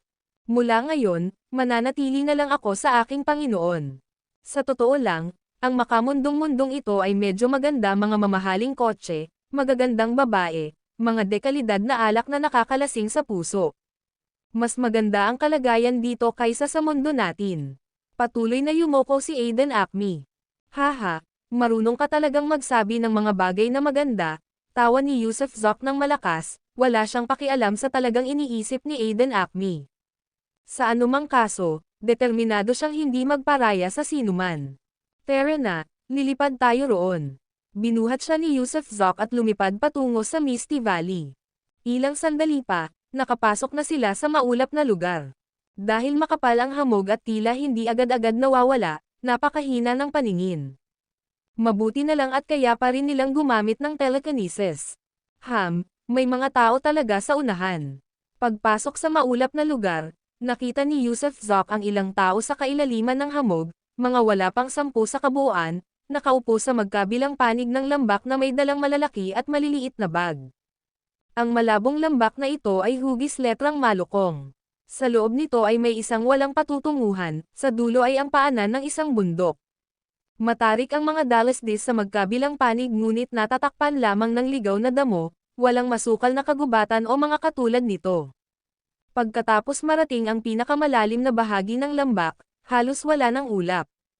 Ang siksik na bahagi ng hamog ay nasa paligid lamang ng pasukan at gitnang rehiyon, medyo kalat-kalat ang loob. Nagpakita ang dalawa, at lumapag sa pinakaloob na paanan ng lambak. Nasa pader na ito ang gate. Kapag sinimulan na ng mga tao sa loob ang pormasayon, magbubukas ang pader na ito, At makakapasok tayo sa isang pinto sa tabi ng bitek, iyon ang Dragon Gate Passage. Nakakakita lang ng napakalakas na pagbabago-bago ng magnetic field sa loob ng bundok ang telekinesis ko. Kumunat ang noo ni Yusuf Zok. Iyan ang pagbabago-bago ng pamamaraan ng Matrix. Paliwanag ni Aiden Acme. Walang pamilyar na mukha rito. Noon lumingon si Yusuf Zok at tumingin sa mga taong nakaupo at nagmumuni-muni sa magkabilang panig, lalaki at babae, 7 individual lamang. Wala siyang nakilala sa kanila, hindi sila galing sa grupo sa kabisera. Batahang Panginoon Aiden, ito ba ang disipulong kinuha mo? Maganda ang antas ng kanyang cultivation, naabot na niya ang innate stage. Matapos makitang lumitaw si Aiden Acme kasama ang isang estranghero, ang 7 iba pa ay ngumiti at tumayo. Dumating sila sa secular na mundo at maaari silang magsama ng isang tao, maaari silang magsama ng mga disipulo. Hindi masama, isa nga akong disipulo na kinuha ni Aiden Acme, natatawang sabi ni Yusuf Zok. Pinutol si Aiden Acme bago pa ito makapagsalita at bigla ring hinugot ang kanyang espada, itinanam ito, na nakabalot pa rin, sa lupa sa kanyang paanan bago umupo nang nakakross ang mga paa. Young Master, hindi ba't disipulo mo ang taong ito? Biglang sumimangot ang isang matandang lalaki, may naramdamang mali. Ang disipulong kinuha ni Aiden Acme ay tila masyadong casual, at si Aiden Acme mismo ay mukhang kinakabahan. Habang nakaupo na ang kanyang dapat sanang disipulo, nakatayo pa rin si Aiden. Malamig na sumanghal si Yusuf Zok, wala kang pakialam kung disipulo siya o hindi. Ang lakas ng loob mo. Galit na sigaw ng matanda, sabay talon paarap kina Yusuf Zok at Aiden Acme. Ang lakas ng loob mo. Nagngingit-ngit ang mga ngipin ni Aiden Acme at bulalas, Zhu Jiweng, may kinalaman ka ba sa negosyo ko? Mawala ka. Haha, Zhu Jiweng pala ang pangalan niya, di ba? Napakagaling, simulan na natin sa kanya kung ganoon. Tumawa si Yusuf Zok nang biglang tumalim ang kanyang tingin at ang kanyang napakalaking telekinetic power ay direktang tumagos sa dagat ng kamalayan ni Zhu Jiweng, na agad na naging dahilan upang matigil ang kanyang mga iniisip. Kasabay ng isang ugong, bumunot ang espada ni Yusuf Zok, at habang gulat na gulat pa rin ang lahat, lumipad sa ere ang ulo ni Zhu Jiweng, at walang tigil na sumabog ang dugo. Elder Zhu, Tiyo Guro, tampalasan, harapin mo ang iyong kamatayan. Kasama ni Zhu Jiweng ang 2 pang tao, isang binata at isang babae. Kaya, nang makita nilang pinugutan ng ulo si Zhu Jiweng, sinugod nila si Yusuf Zok nang may matinding galit. Ang 2 binata ay mukhang wala pang 20 taong gulang. Habang sumusugod sila, bawat isa sa kanila ay bumunot ng kani-kanilang mga espada. Si Yusuf Zok, na nakaupo pa rin, ay hindi man lang gumalaw, ang kanyang purple light sword ay nagpadala ng 2 hiwa ng sword chi mula sa kung saan. Isang hiwa ang dumaan sa leeg ng isang tao, naiwan lamang ang ulo, ang isa naman ay direktang pumutol sa kalahati ng katawan. Sa pamamagitan lamang ng 2 mabilis na hampas na iyon, nang hindi man lang ginagamit ang telekinesis, parehong patay ang mga binata. Wala siyang pakialam kung lalaki o babae ang kanyang mga kalaban, mabuti o masama, pinatay niya lang silang lahat. Hindi na nakayanan ni Aiden Acme ang kanyang mga mata, at ipinikit niya ang kanyang mga mata. Itong si Yusuf Zok ay nabaliw na, isang lalaking may matinding hangering pumatay at matinding pagnanais na pumatay kaya tiyak na magiging isang impyerno ang lugar na ito. Ang iba, na sa simula ay papasok na sana ng may katapatan, ay natigilan dahil sa takot, agad na umatras at pagkatapos ay tumakas sa malayo. Swoosh! Ang purple light sword ay naging isang kislap ng liwanag at hinabol sila, tumagos sa likod ng taong pinakamabilis tumakbo at lumabas sa dibdib, itinaas ang tao sa ere gamit ang puwersa ng purple light sword. Sino mang maglakas loob na tumakbo, papatayin ko. Malamig na sabi ni Yusuf Zok ng sandaling iyon. Ang natitirang 3 tao ay natigilan, hindi sigurado kung kikilos o mananatili sa pwesto, lahat ay nakatingin kay Yusuf Zok na nakaupo ng mayabang at ang kanilang mga mata ay puno ng matinding takot. Binibining guro, gusto kong sabihin. Hindi lahat ng pumunta rito ngayon ay masama. Namutla ang mukha ni Aiden Acme, ngunit pinagdikit pa rin niya ang kanyang mga ngipin at sinabi ang mga salitang ito, nagmamakaawa para sa awa. Sumulyap si Yusuf Zok kay Aiden Acme at ngumiti, sa paningin ko, pati ikaw, para kayong mga pagong at mga walang hiya. Nang umalis ako sa kabisera, sinabi kong gagamitin ko ang mga ulo ninyong mga tao mula sa Dragon Gate upang gunitain ang dalawa kong yumaong kapatid. Tutupad ako sa aking pangako at hindi ko na ito babawiin. Maaaring isipin ninyo na masyado akong malupit, masyadong hindi makatao, ngunit sa aking paningin, kayo'y mga halimaw lamang, kaya bakit ko papag-uusapan ang sangkatauhan sa isang grupo ng mga halimaw? Ang video na ito ay edited by Urban Storytelling. Kabanata 6 na raang matatag na nakatayo gamit ang espada. Ang ekspresyon ni Aiden Acme ay labis na pangit. Sinabi ni Yusuf Zok na siya mismo ay tao, habang ang mga mula sa Dragon Gate ay mga hayop. Sa makatuwid, hindi siya nakipag-ugnayan sa mga tao mula sa Dragon Gate. Kaya naman noong pumatay siya, anuman ang kasarian, hindi nang inig ang kanyang mga kamay, ni hindi kumurap ang kanyang mga mata. Ito ang unang pagkakataon na nakatagpo si Aiden Acme ng isang taong ganito kalupit at kadugo. Sa totoo lang, ang mga taong nagmula sa Dragon Gate World ay hindi rin itinuring ang mga ordinaryong tao bilang tunay na tao. Sa kanilang paningin, ang mga karaniwang tao ay wala ng iba kundi isang grupo ng mga mahihina, basura lang. Para silang mga baboy o tupa, papatayin o lalaruin nila ang mga ito kahit kailan nila gusto. Ang katayuan ng mga karaniwang tao ay hindi kailanman maaaring maging kapantay ng sa kanila dahil ito ay isang isyu ng kapangyarihan, kaya naman minamaliit nila ang mga karaniwang tao.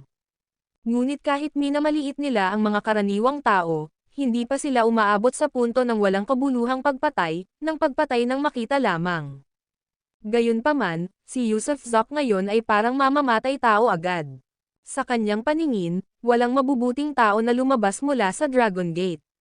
Demonyo, biglang pumasok sa isip ni Aiden Acme ang salitang iyon. Sa kanilang Dragon Gate World, paminsan-minsan ay may mga demonyong lilito, ang mga individual na ito ay pumapatay ng walang kibo, at pinapatay ang buong kabahayan sa kaunting pagudyok.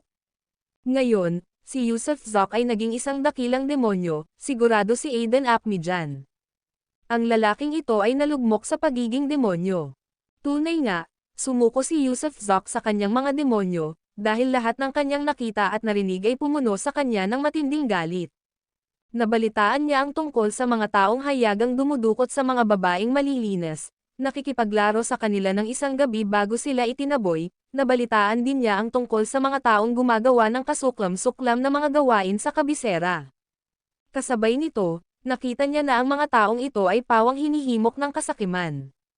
Nang makita nilang taglay niya ang treasure sword, alin sa kanila ang walang mga mata ng lobo. Nang maniwala si Aurelia Murray na maaaring magsaka si Paisley Kirk, saan niya isinaalang-alang ang mga sariling kagustuhan ni Paisley Kirk. Normal lang sa kanila ang sapilitang pagdukot ng mga babae, pananakit sa kanila, kasakiman na kunin ang kanyang treasure sword, at ang pag-alis ng isang tao nang walang pakialam sa kanilang iniisip.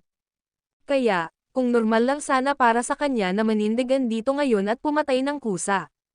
Kung hindi sila makatuwiran, mas lalo pa siyang hindi makatuwiran, saka lang nila mauunawaan ang sakit, panghihinayang, at kawalan ng magawa.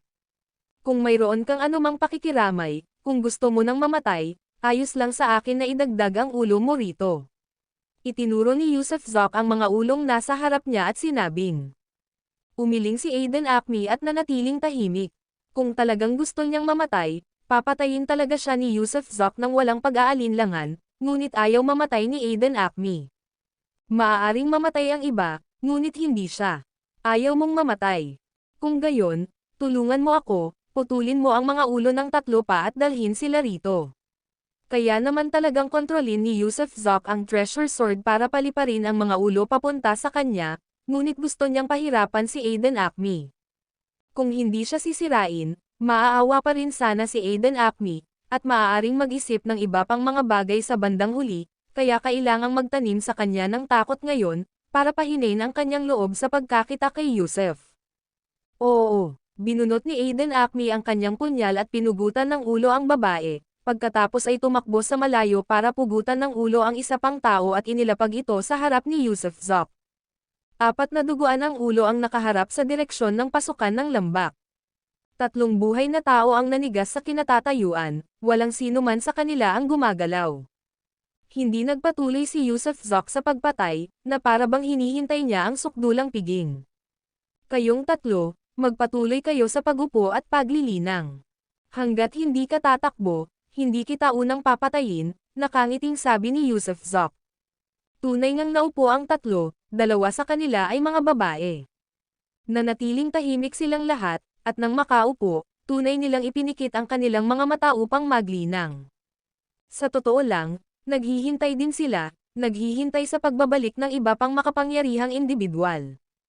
Total, maraming tao pa rin ang hindi nakakabalik sa labas.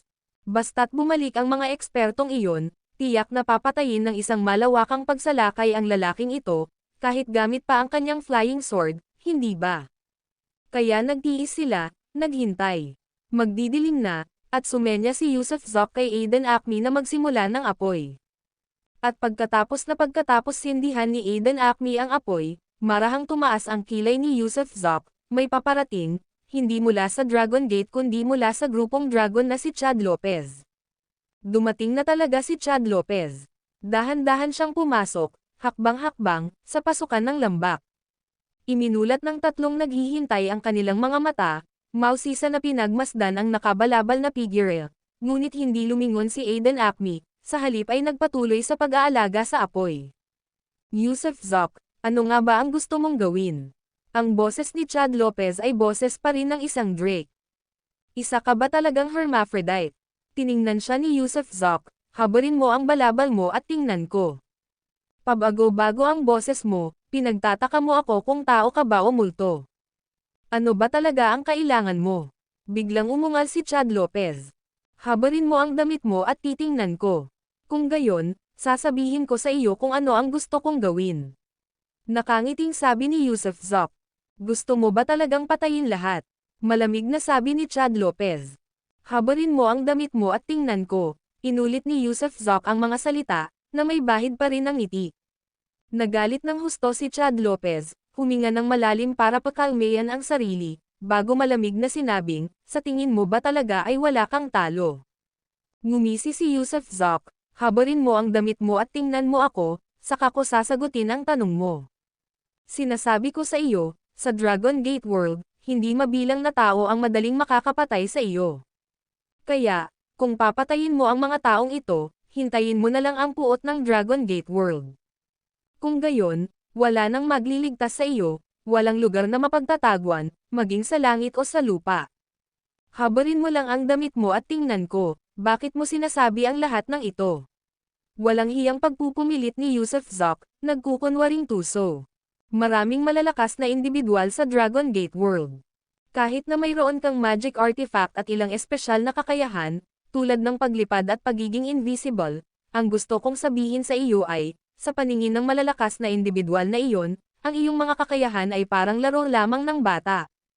Ang mga dumating sa makamundong mundo sa pagkakataong ito ay mula sa 9 na sekta at 18 pintuan. Ang 9 na sekta ang nangungunang 9 na sekta sa loob ng Dragon Gate, ang malalaking sekta na nasa nangungunang 9. Ang 18 pintuan ay ang mga sekta na nasa ibaba lamang ng 9 na sekta. Ang mga pumunta rito ay ang mga direktang kadugo o kamag-anak ng mga matataas na ranggong miyembro ng kani-kanilang sekta. Ipinadala nila ang pinakamalapit sa kanila dahil alam nilang walang panganib sa makamundong mundo, at kung ikaw. Kapag napatay mo sila, masasaktan mo ang lahat ng 9 na sekta at 18 pinto, at pagkatapos ay tiyak na ang iyong kamatayan. Siyempre, alam kong nababaliw ka na, pero hindi mo ba naisip ang pamilya mo? Ang iyong mga kaibigan at mga mahal sa buhay. Gusto mo ba talaga silang mamatay kasama mo? Kaya, huwag kang gagawa ng anumang kalokohan. Sumama ka sa akin pabalik sa kabisera. Maaari akong sumulat ng liham, ipadala ito pabalik sa Dragon Gate World, at garantyahan ang iyong kaligtasan. Pag-isipan mong mabuti at huwag kumilos ng padalos-dalos. Pagkatapos sabihin ang kanyang artikulo, tumingin si Chad Lopez kay Yusuf Zok, naghihintay ng kanyang tugon. Habarin mo ang damit mo, tignan ko kung tao ka ba o demonyo, o baka hermaphrodite. Kung hindi ka maghuhubad, hindi ko sasagutin ang alinman sa mga tanong mo, kaya hindi mo mahuhulaan ang iniisip ko. Baliw ka. Bigla.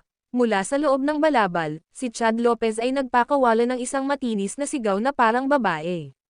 Ah, nagbago na naman ang boses. Sa babae na ngayon, sa tingin ko naiintindihan ko na. Kumislap ang mga mata ni Yusuf Zok at matalas niyang sinabi, isa kang hermaphrodite, pero maituturing din iyan bilang hermaphrodite. O baka naman may ventriloquism ka. Isang espesyal na kakayahan na nagbibigay daan sa iyong gayahin ang kahit anong boses.